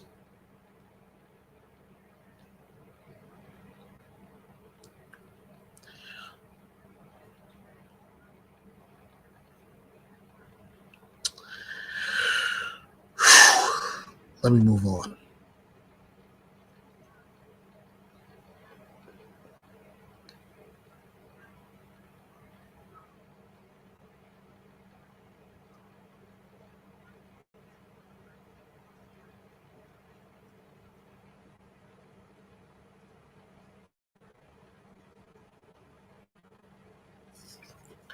All right. Just needed a moment to cool myself down before I present.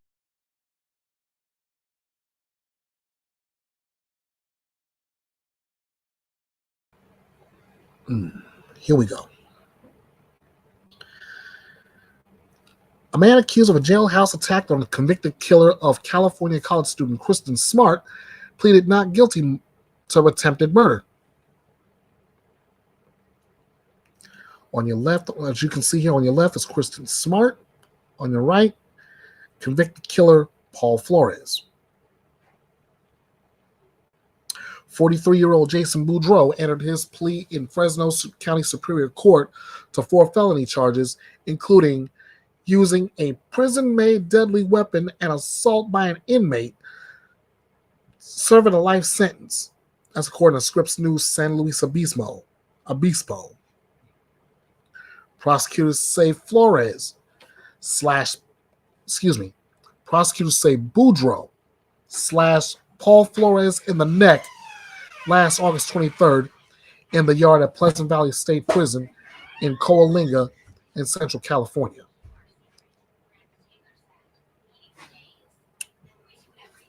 Flores was hospitalized but returned to prison 2 days later. Authorities haven't mentioned a possible motive for the attack. Flores is serving a sentence of 25 years to life for the murder of Smart, a 19-year-old who disappeared from California Polytechnic State University in San Luis Obispo over Memorial Day weekend in 1996. Prosecutors maintain that Flores killed Smart during an attempted rape in his dorm room at the university where both were first-year students. He was the last person seen with Smart as he walked her home from an off-campus party. Kristin's body was never found. Flores was arrested in 2021, convicted in 2022, and sentenced last March. Boudreaux is currently serving 2 life terms without the chance of parole for strangling a girlfriend in 2010 in Riverside County and the 2021 of strangling of his new cellmate at Mule Creek State Prison. Serial killer Roger Kibbe, who was known as the I-5 Strangler in the 70s and 80s. If you recall, Kibbe raped and killed at least 7 women, several of them in the Sacramento and Stockton areas along I-5, and cut his victims' clothing in eye patterns. If convicted on the new charges, Boudreaux could receive an additional 27 years to life in prison. Prosecutors previously said they would not pursue the death penalty in this case.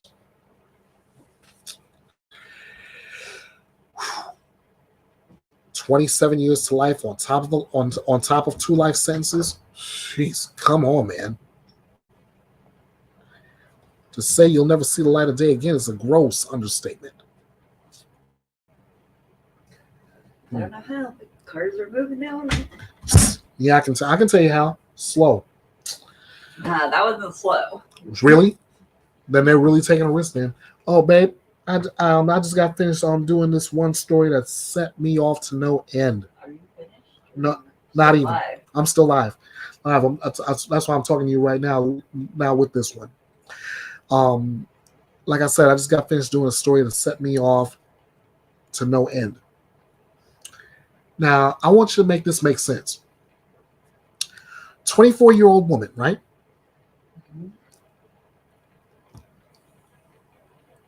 Decides to leave 2 daughters, one 6 weeks old, the other 17 months old. Now watch this.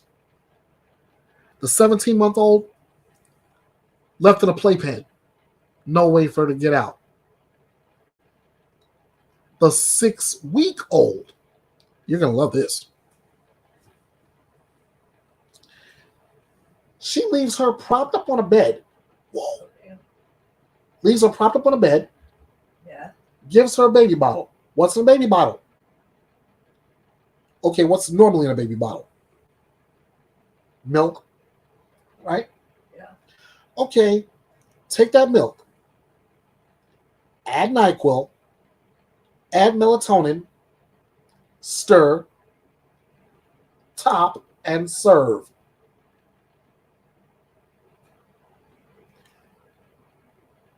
How long is she leaving for? 37 hours.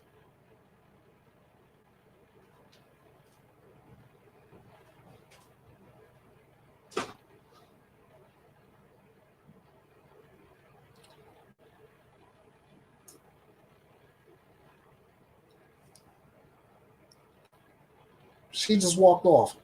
That tells you if you thought I was ticked off, she walked off because knowing her, she was going to say something she would probably regret later.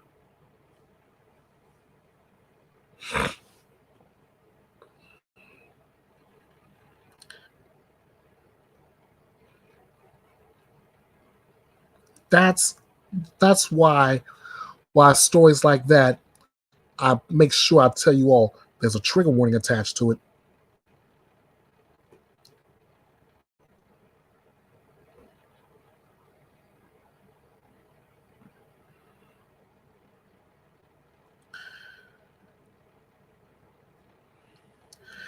Okay, let me set this next one up real quick.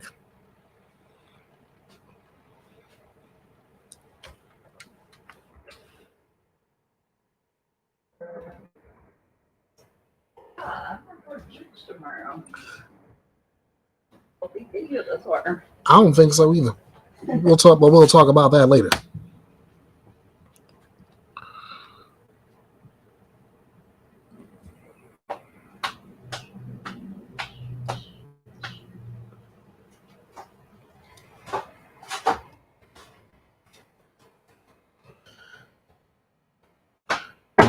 Okay. If I could.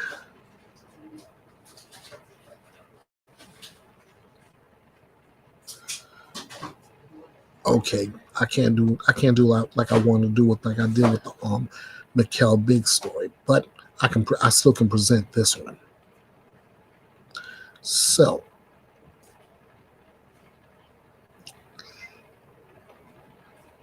next on the docket, the family of Maya Millete is planning new searches. Maya Millete's family and friends gathered in prayer, asking God to find Maya and bring her home to her 3 children. If we come together in prayer, then God's going to pour His Spirit and strengthen and encourage the family, Norma Toothman said. Norma Toothman is a close friend of the family. The prayer session took place at Mount San Miguel's Park at sunset. Toothman said the time and place are symbolic. Maya's birthday was May 1st. So it's important for us to kickstart the prayer at 5:01.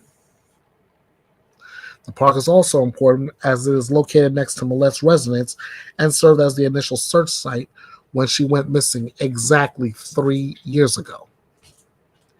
It's more meaningful to the family and also the community that we gather at the same place where it all began. The community is still searching. 3 years ago, 3 years ago, in the same year of Millete's disappearance, her husband, Larry Millete, was arrested by Chula Vista police on charges of first-degree murder. He has pleaded not guilty and continues to be held in custody without bail. Good. His latest court appearance was on Monday, where a judge assessed the progress of the case. The trial for Larry Millete is set for August 26th. Larry did a lot to postpone this, and I think it's time for it to stop. Let's get this going, said Melissa Nolan, who has been a part of the search efforts from the start. Like many other volunteers, Nolan doesn't know the family, but just wants to help. Everybody that's here is because they have something good within them, she said. The family is looking for cadaver dogs to help them search for Millete in the desert this month. Those willing to help are encouraged to reach out via email at helpfindmaya@gmail.com. Again, that email address is helpfindmaya@gmail.com.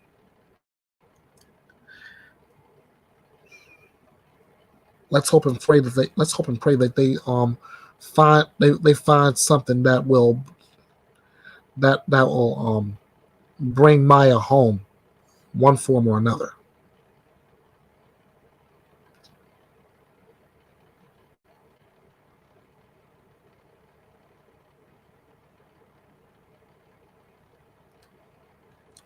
Okay.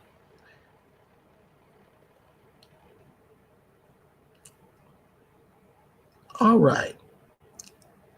Moving on in the docket.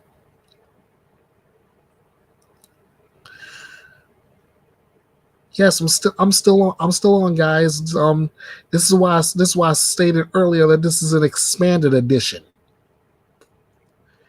I probably would have ended it by now, but there was so much I wanted to give out the last time I tried this. We have a suspect named in 3 Virginia cold cases, including the Colonial Parkway murders. Police in Virginia named a deceased hunter and fisherman as a suspect in 3 unsolved murders that dated all the way back to the 1980s. Police said investigators used DNA evidence to link Alan Wade Wilmer Sr. to the 1987 murders of David Knobling and Robin Edwards in the Isle of Wight, and the 1989 murder of Teresa Lynn Spa Howell in Hampton.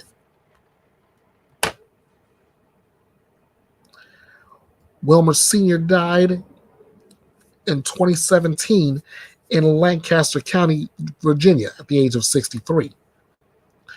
Officials with the Isle of Wight County and the city of Hampton Commonwealth's attorneys said if Wilmer were still alive, charges would be filed against him. I want to thank the Edwards, Knobling, and Howell families for their patience and understanding over the years, according to Lieutenant Tim Lyon, director of the Virginia State Police Bureau of Criminal Investigation. Only those who have suffered the loss of a child in this way can truly understand the depth of their sorrow and the frustration of not knowing who was responsible for taking their loved one's life in such a violent, cruel way. I do hope the identification of the killer brings some sense of closure and peace for them.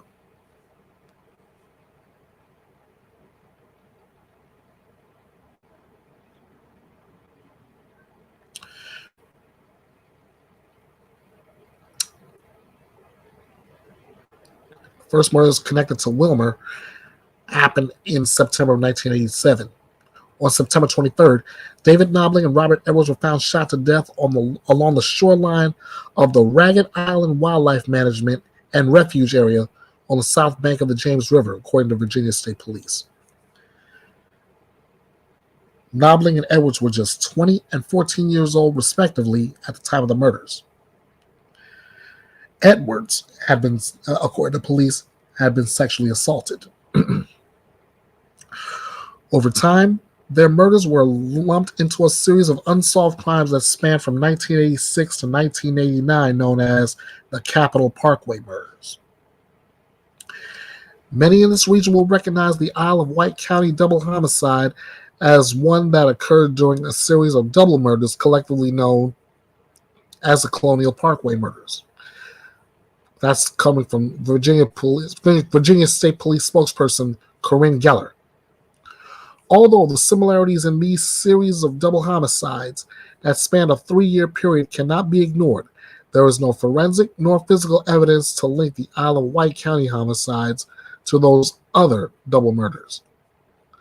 The remaining double homicides, 2 in York County that occurred on the Colonial Parkway, and the one that occurred in New Kent County, are still active investigations, and our combined investigative efforts continue. The third murder police attributed to Wilmer happened in the city of Hampton on July 1st, 1989. In that case, Teresa Lynn Spall Howell, age 29, was seen outside of the Zodiac Club in the city. Later that day, a construction crew found women's clothing near the work site, and Howell was found dead. She also had been sexually assaulted. Detectives said Wilmer had no felonies on his criminal record, so his DNA was never obtained until it was needed to identify him following his death. The Virginia Department of Forensic Science in 2023 issued a certificate of analysis confirming a genetic match to Wilmer based on evidence collected from the Isle of Wight County and the city of Hampton homicide victims. Virginia State Police wrote that in a release. Police would not elaborate on the tip or tips that prompted them to request Wilmer's DNA. Now authorities are hoping that the public can help them in their investigation. We're asking the public to come forward and share information about any encounters that they may have had with him. That's according to Special Agent in Charge Brian Dugan. Wilmer was around 5 feet 5 inches tall, weighed around 165 pounds. He had sandy brown hair, blue eyes, and would sport a crop top beard, according to state police. Wilmer drove a distinctive blue 1966 Dodge Fargo pickup truck with Virginia license plate number EMRAW.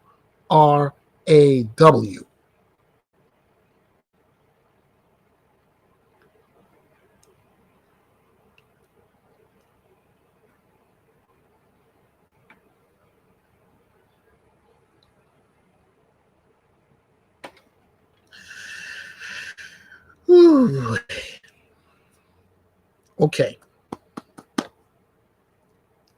Trying to stay awake here because I woke up early start. You know how that goes. Wilmer worked as a fisherman in the 1980s, according to investigators, farming mainly clams and oysters on his custom-built wooden boat named Denny Wade. He also ran a business called Better Tree Service, police described. He was an avid hunter and belonged to at least one hunt club located in the Middle Peninsula region. Anyone who worked for Alan Wade Wilmer Sr. or hunted with him is urged to contact the FBI by calling 1-800-CALL-FBI.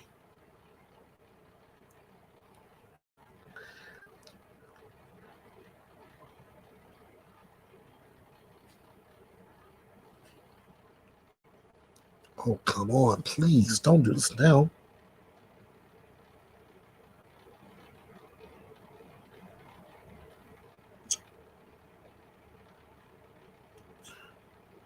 Okay, there we go. Finally. All right, there's the number on your screen. Call FBI at 1-800-CALL-FBI, 1-800-225-5324, or you can submit that tip anonymously at tips.fbi.gov.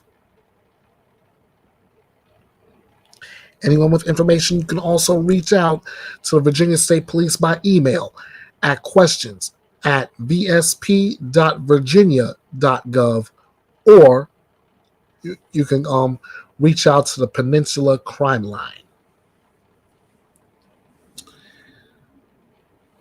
But regardless of what happens, they want to bring this case to they really want to bring this case to a close and bring justice to the families of those victims.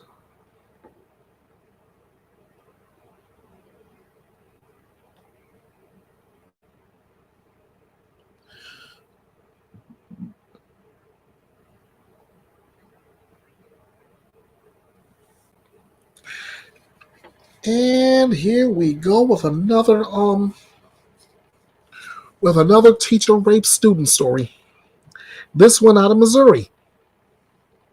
A high school math teacher in central Missouri has been arrested in Texas after allegedly fleeing the state over accusations that she had sex with a teenage student.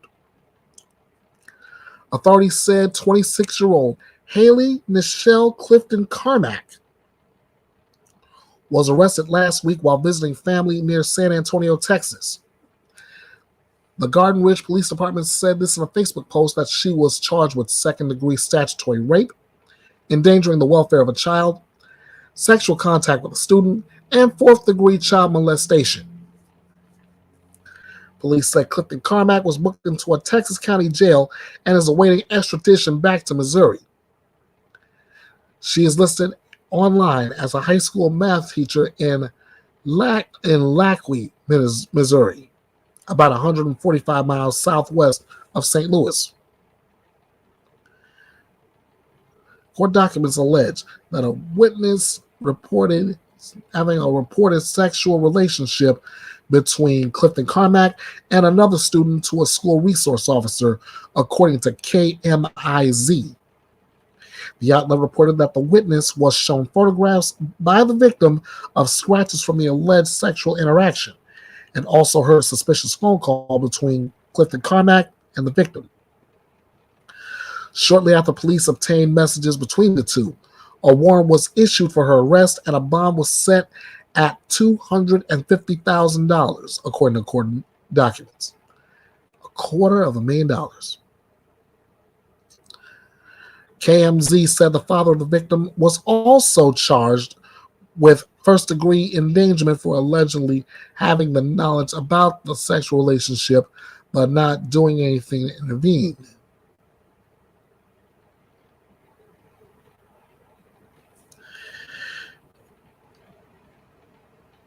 A warrant for his arrest has been issued, but it remains unclear if he's been taken into police custody.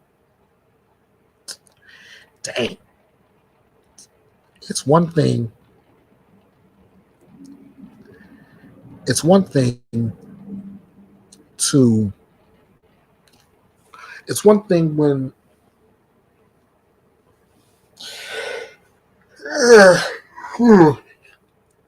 thing when a teacher crosses the line.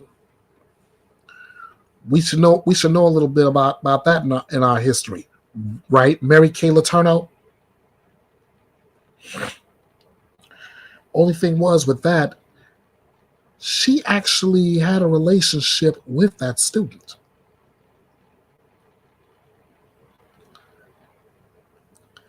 This, we really don't know what the end result was. And on top of that, Dad had a hand on it? Really? Come on, man.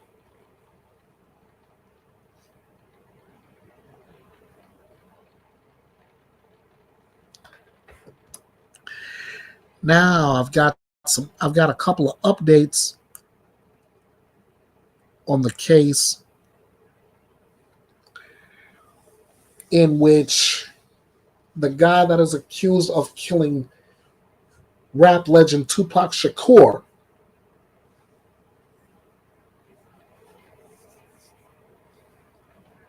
and his bail hearing. First off, a witness threat claim delayed the bail hearing first. It was postponed in Las Vegas for a former Los Angeles area gang leader charged with orchestrating the killing of hip-hop music legend Tupac Shakur in 1996, giving defense attorneys time to respond to prosecutors' allegations that witnesses in the case may be at risk.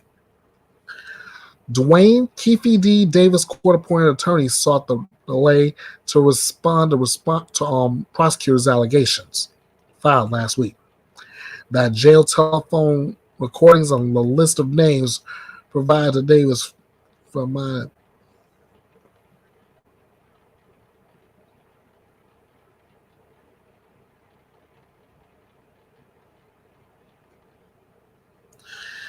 Dwayne Keefe D. Davis's court-appointed attorney sought the delay to respond to prosecutors' allegations filed last week. The jail telephone recordings and a list of names provided to Davis's family members show that Davis poses a threat to the public if he is released. There was no court hearing held on that Tuesday. One of Davis's attorneys, Robert Arroyo, told the Associated Press later that the defense wanted to respond in court in writing. He declined to provide details. Arroyo said last week he did not see evidence that any witness had been named or threatened. Davis is the only person ever charged with a crime in the drive-by shooting that also wounded rap music mogul Marion Suge Knight, who is now serving 28 years in a California prison for an unrelated fatal shooting in the Los Angeles area in 2015. Davis has pleaded not guilty and is due for trial in June on a murder charge, mind you. He's remained in jail without bail since his arrest on September 29th outside of his Henderson home. Las Vegas police had served a search warrant there in mid-July. Davis, originally from Compton, California, is now housed at the Clark County Detention Center in Las Vegas, where detainees' phone calls are routinely recorded. If convicted at trial, he could spend the rest of his life in prison. In a recording of an October jail call, prosecutors said Davis's son told the defendant about a green light authorization. Their court filing made no reference to Davis's instructing anyone to harm someone or to anyone associated with the case being physically harmed. In Davis's world, a green light is an authorization to kill. Prosecutors Mark DiGiacomo and Binu Palau told Clark County District Court Judge Carly Kearney in a court document, adding that at least one witness was provided some assistance from federal authorities so he could change his residence. Prosecutors also pointed to Davis's own words in 2008.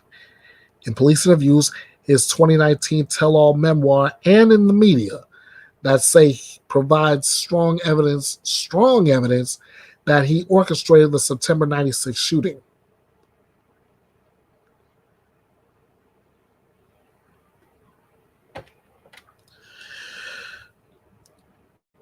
Davis's attorneys argued that the descriptions of Shakur's killing were done for entertainment purposes and to make money.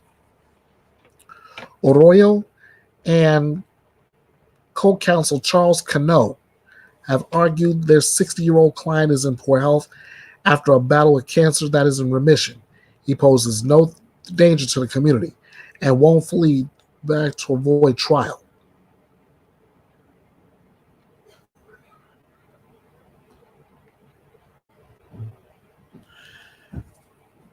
Arroyo, let's see. They want Kearney to set bail at not more than $100,000. Davis maintains. She did say something about freezing rain, right? Yeah, she did. Yeah, that's what we got. Thanks for that weather update.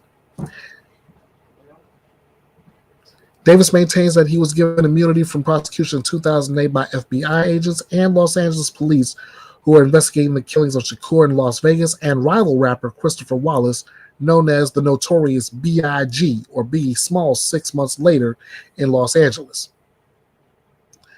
We move on to the bail hearing, in which the judge sets a bail of $750,000. According to the motion, the former Compton Crips gang leader's health has declined since arrest in September and is being indicted by a grand jury. His attorneys say Davis is not getting his bi-monthly checkups and his diet in jail is terrible. Well, duh, you're in jail. What do you expect? What do you expect? Like three gourmet meals a day.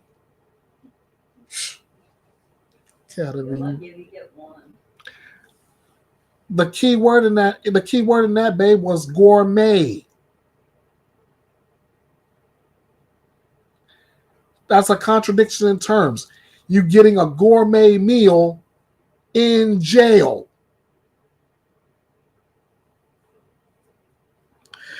Prosecutors argued that Davis remains part of the gang lifestyle and still remains a threat to the community, pointing to multiple interviews where Davis identified himself as the one who ordered Shakur's execution. Davis is due back in court February 20th for a status check, and his trial is scheduled for June 3rd. That goes right in line with my summer of justice.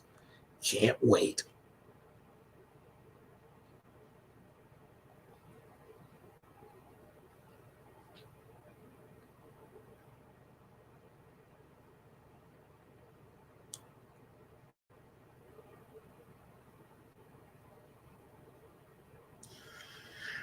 Okay, we're going to move on down the docket.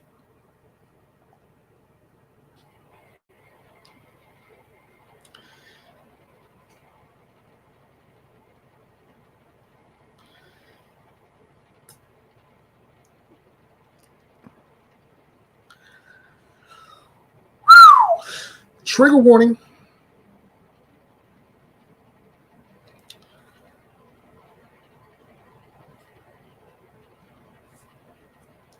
This article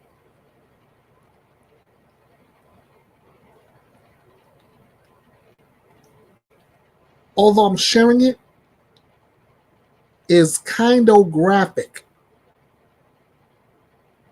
Viewer and listener discretion absolutely and strongly advised. Now, I said it.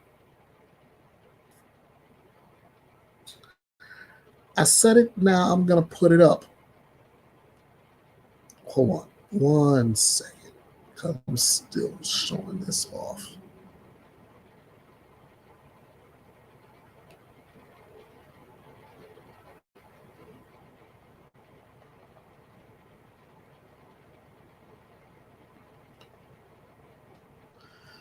Oh boy. All right, hold on. Maybe I can do it this way. All right. There's the trigger warning. There we go.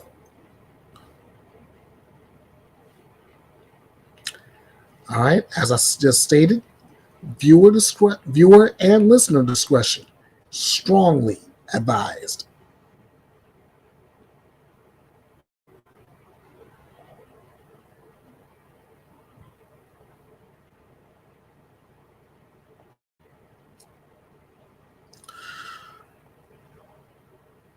Woman pleads guilty and will testify against her mother accused of cutting baby from teen's womb.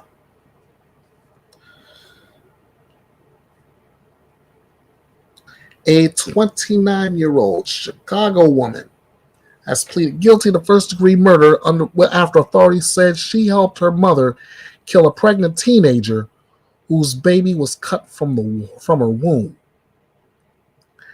Destiny Figueroa's plea was made Monday at the Layton County Criminal Court building. It stipulates that she testify against her mother, Clarissa Figueroa, whose first-degree murder trial is scheduled to start later this month, according to the Chicago Tribune. The plea deal calls for Desiree Figueroa to serve 30 years in prison.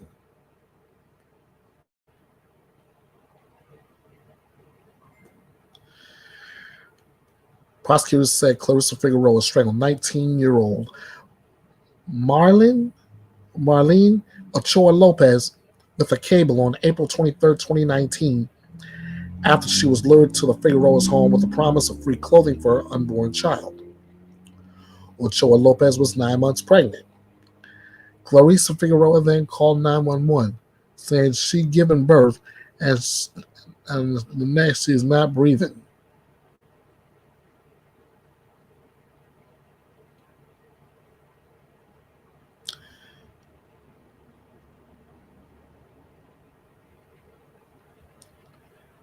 Clarissa Figueroa then called 911 saying she has given birth and the child was not breathing. The child died about 2 months later.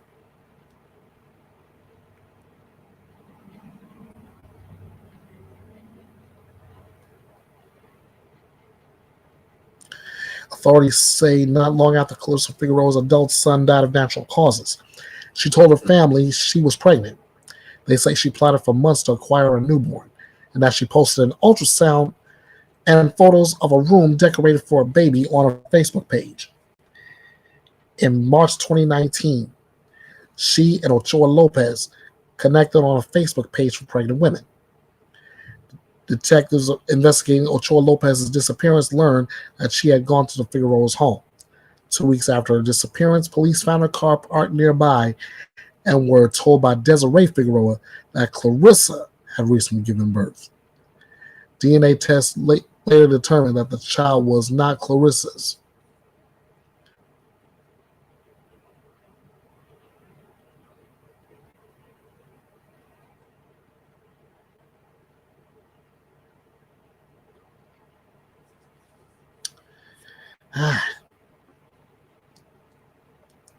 Another one of those cases, trying to wrap my head around. DNA tests later determined that the child was not Clarissa Figueroa's. Ochoa Lopez's body was found in a garbage can outside the home.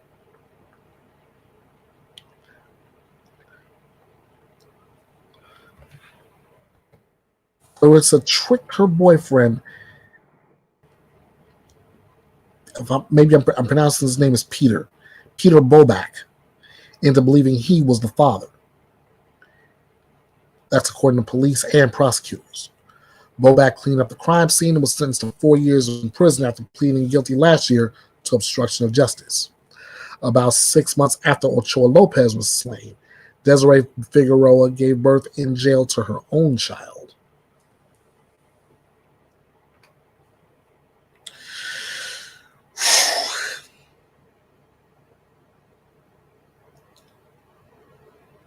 So you're that desperate to have a baby, huh? Why? Are you going to take care of it? Oh, wow. Megan's here. How you doing, Megan? Good to see you. Call me literally in the thick of this expanded edition of Bethea'S Byte Reloaded. I'm so happy everyone is here, and again, I thank you all so much for joining me. I was saying in regard to this last story, if you're so desperate to have a baby, be just as desperate to be able to take care of that baby. But do that, but be sure you do this for your own baby, not someone else's.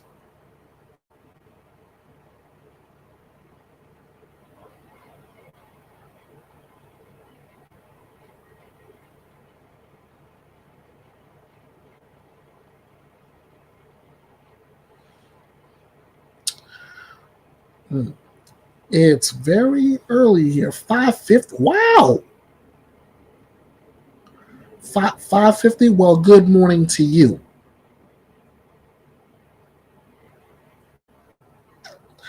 Anyway, as I was saying about the Figueroa case, the Ochoa Lopez murder.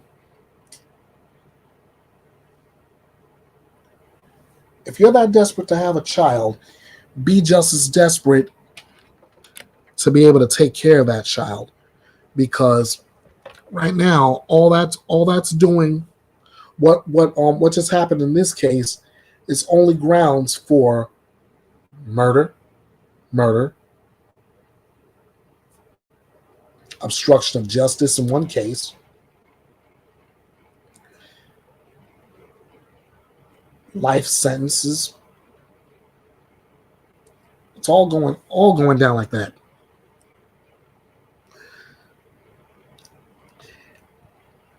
So the next time I revisit this case, the next words I'll likely be saying is justice served.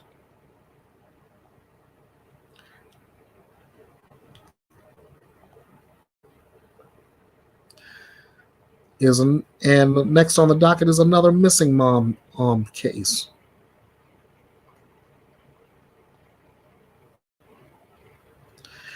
Murder charges filed in the case of missing mom out of Michigan, Heather Kelly.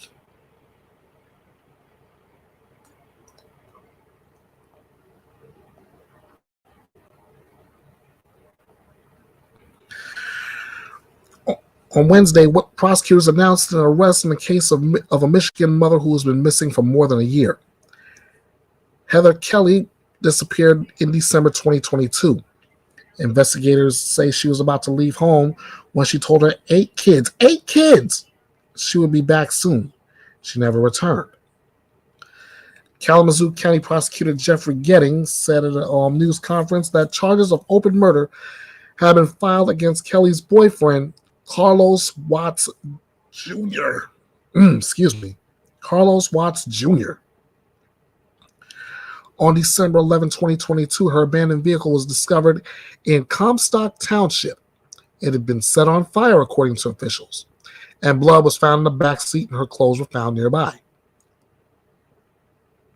About 2 months later, her disappearance started being considered a homicide. Watts, Kelly's boyfriend, was staying at a halfway house when he allegedly escaped 2 days after Kelly's disappearance. He pleaded guilty to escaping the halfway house in July 2023, a plea he asked to withdraw shortly after. Recently released federal court documents say Watts murdered Kelly hours before he escaped from the halfway house. That's according to Scripps News Grand Rapids. In a memorandum filed on Monday, the U.S. Attorney's Office for the Western District of Michigan, which charged Watkins with felony escape last year, rejected claims made by him recently in written letters to the court saying he ran away from the Kalamazoo Probation Enhancement Program during his parole because of threats from Kelly's brother, who is referred to as TK in the document. Federal prosecutors argued Watts did so to escape prosecution. Hours before his escape, the defendant was involved in the murder and disappearance of TK's sister.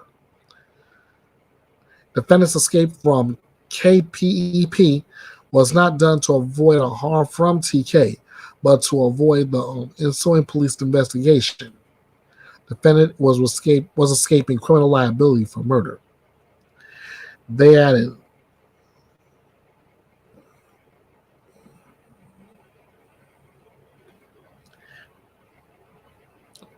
that the defendant had alternative legal options other than escape if he did feel threatened by TK. Watts is scheduled to be sentenced in the case on Friday, which I'm going to have to look that up and bring it to you next time. Other documents filed by the U.S. Attorney's Office allege his ankle monitor went offline for 8 hours the night Kelly vanished. Analysts also reportedly found his DNA on clothing by Kelly's vehicle, which KCSO found abandoned and burned out a day after she was reported missing. So, like I said, guys, I'm gonna have to look that information up and bring you the latest on that. When I get it, you'll get it, guaranteed. Why? Because that's what I do. This is Bethea'S Byte Reloaded. When I say I'll update you, I will do just that. Okay, I'm going to skip that one for the moment. No, I won't.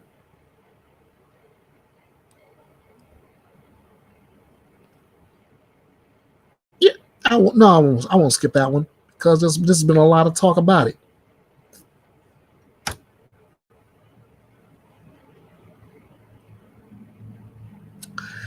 All right.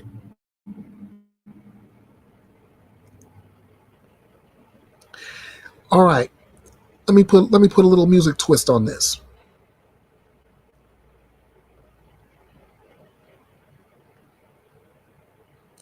Let me put a bit of a musical twist on this.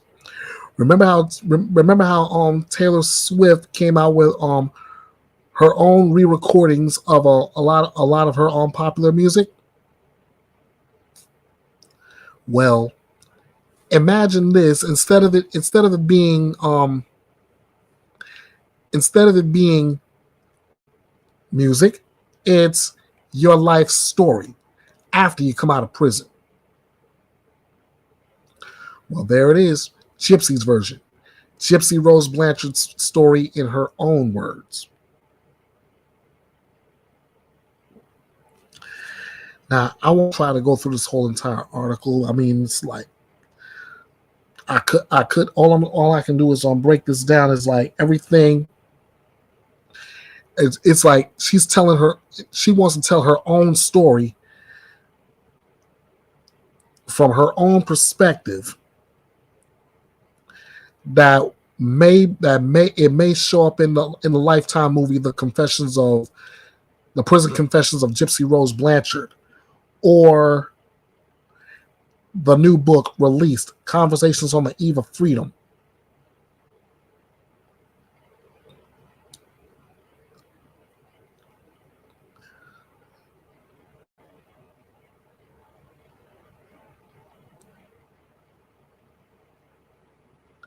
In fact, and I'm using this quote here, that much of the book consists of verbatim conversations between Gypsy and Melissa Moore, who spoke weekly for 5 years. The ebook focuses on 3 months leading up to Gypsy's release, or as she aptly put it, and I'm using it, and she made the same reference I just did. I like to think of this endeavor as a rewrite of a misinformed story you've been told, like the Taylor's version re-recordings. I'm no Taylor Swift, but if this ebook were an album, I'd title it Gypsy's version, the only version that should be told, raw, revealing, and in rhythm with the real me.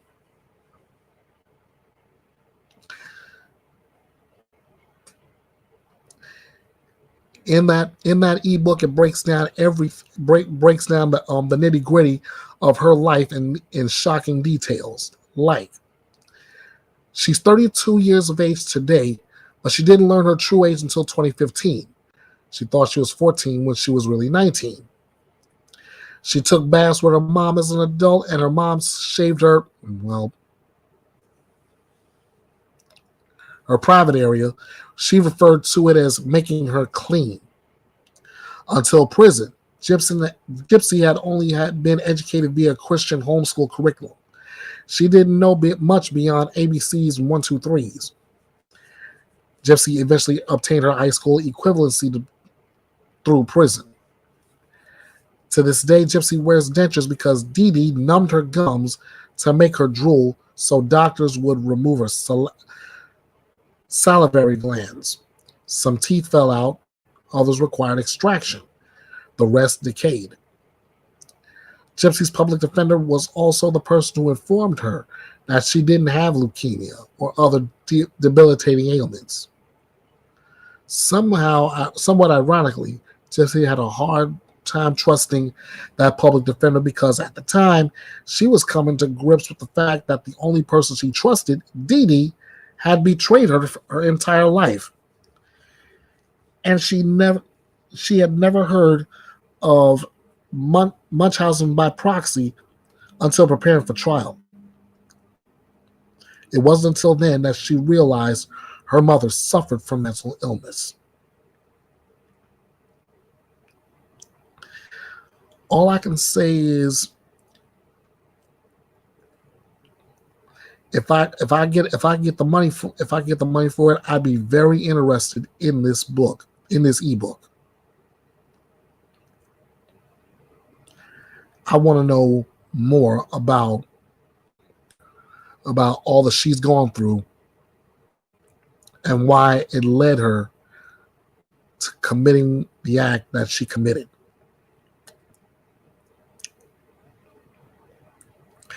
Yeah, Taylor's version. Only thing is, it's this one is Gypsy's version. Maybe she is, Brooke. Maybe she is. First off, how you doing? Second, like I said, maybe she is obsessed with Taylor Swift. But then again, just about everybody is these days. But we'll talk about that later. And Marianne Bays, how you doing? Doing so good to see you. All right, the next story I've got this and one left. I pray to God this goes all the way through.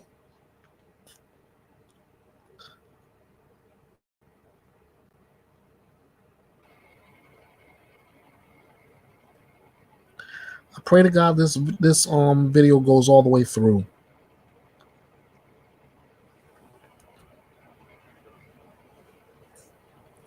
All right.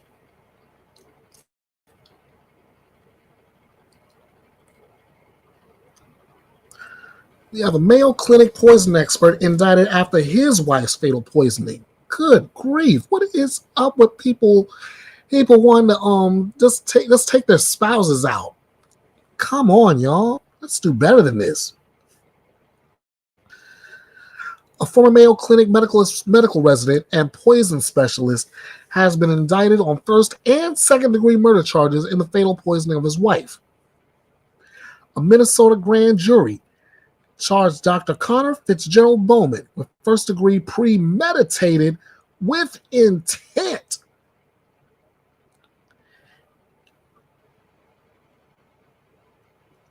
Let me rephrase that.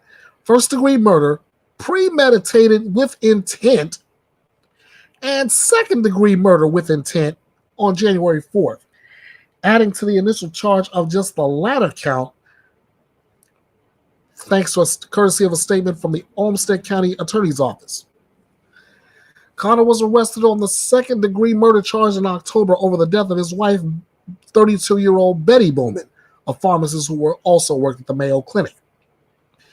Investigators said Betty was hospitalized on October 16th with symptoms initially thought of to be food poisoning.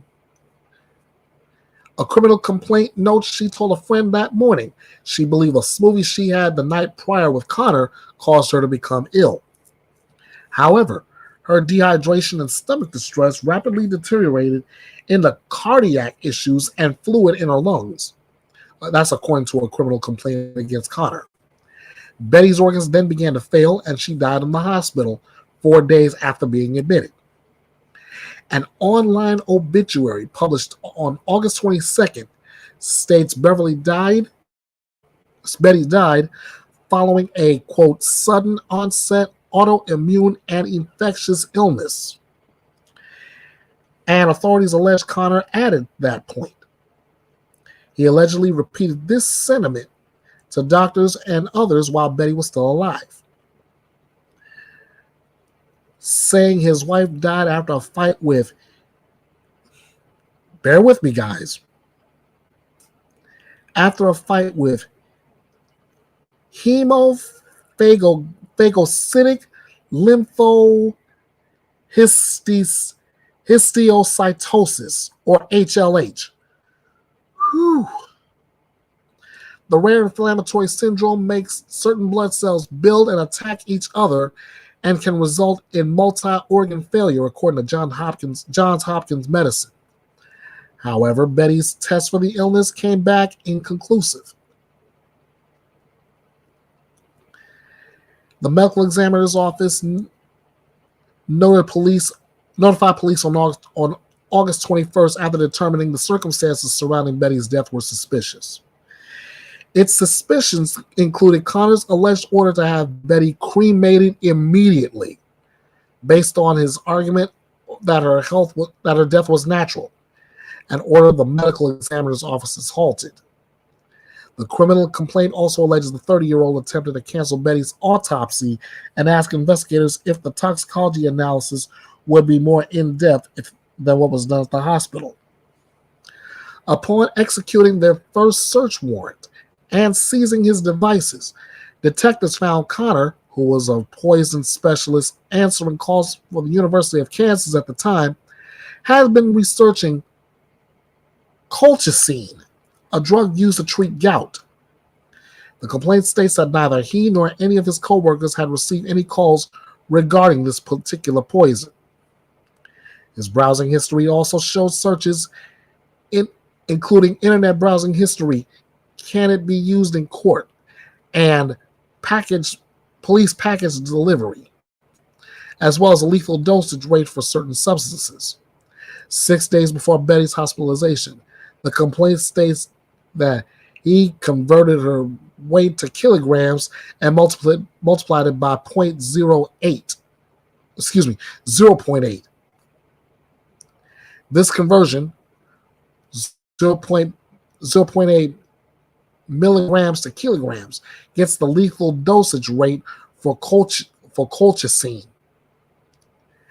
Betty's toxicology report showed colchicine was present in the blood and urine samples taken from her the day she was admitted to the hospital. Though no doctor diagnosed her with gout or prescribed the substance to her, this led the medical examiner's office to determine Betty died of colchicine toxicity in the manner of homicide. The medical examiner's office said it received a call from a woman who said the Bowmans were having marital issues and were talking about a divorce following infidelity and a deteriorating relationship. Another woman allegedly said Connor, who Betty had said was in debt, said he was going to get a $500,000 life insurance payout as a result of his wife's death. Authorities later found a $450,000 bank deposit receipt in Connor's home following his arrest. A GoFundMe page raising funds for Betty's mother's legal fees and other costs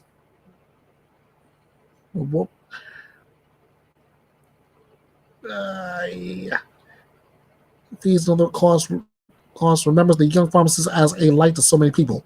It's raised nearly $13,500 of a $15,000 goal.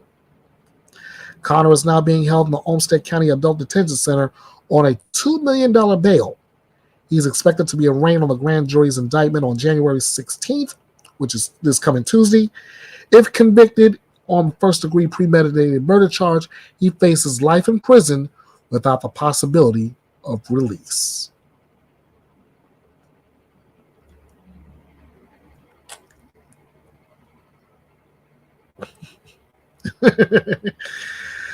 Back to the Gypsy Rose story.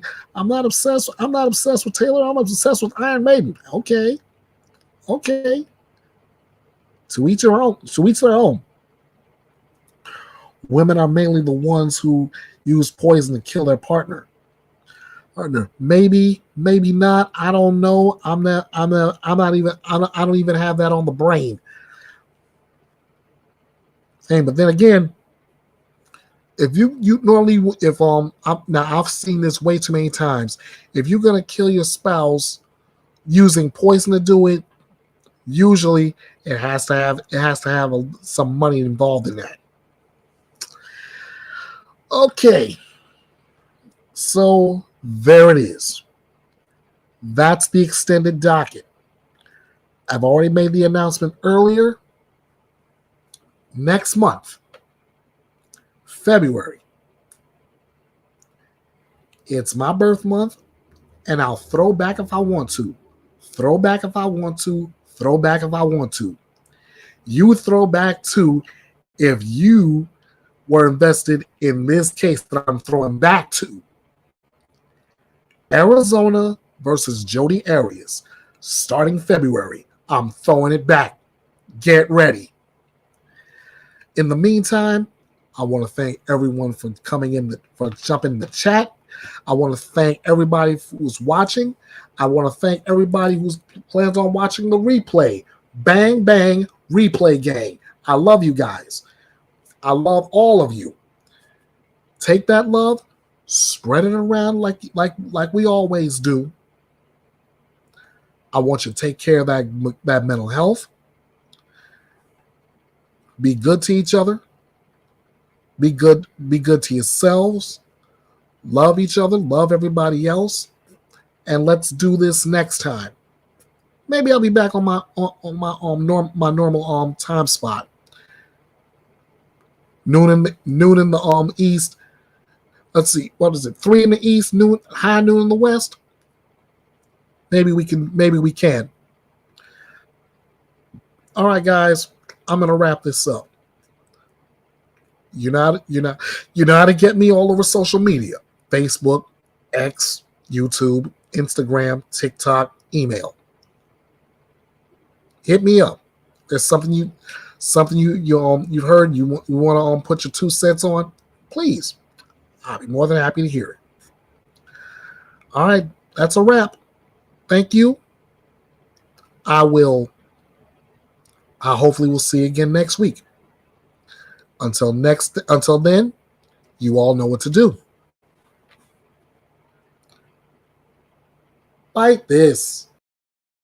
Hey guys, this is the Last Outlaw saying thank you to all of you who watched this video and subscribe to Bethea'S Byte Reloaded, your drama-free true crime destination. I couldn't dream of doing this without you, so thank you. Did you enjoy this presentation? Are you looking to get more information on everything presented here? Are you looking to give more feedback on this presentation? Here's what you can do. Like this video. The more eyes on this video, the more this information is spread to others, which brings us a step closer to justice served. Share this video to your social media. Just like dropping a like, the more eyes on this video, the closer we get to justice served. Drop me a comment, whether it's on the topic or the presentation. I am open to all comments, whether it's a theory, a speculation, or a suggestion. I will respond to all. If you haven't subscribed yet, what are you waiting for? Hit the subscribe button to show your support of this little true crime engine, powered by you. Set the notification bell to all for future videos. Be sure to follow Bethea'S Byte Reloaded all over social media. At Bethea'S Byte Reloaded True Crime on Facebook. At EKB316 on X, formerly known as Twitter. At Bethea'S Byte Reloaded on YouTube. At EKB316 on Instagram. At King of Hearts 316 2021 on TikTok. You can drop me an email as well. The address is kingofhearts316_09 at outlook.com. This is your home for news without the drama, where your opinions matter, for lively debates, where your voice is heard, and above all else, justice served. This is Bethea'S Byte, and it's reloaded.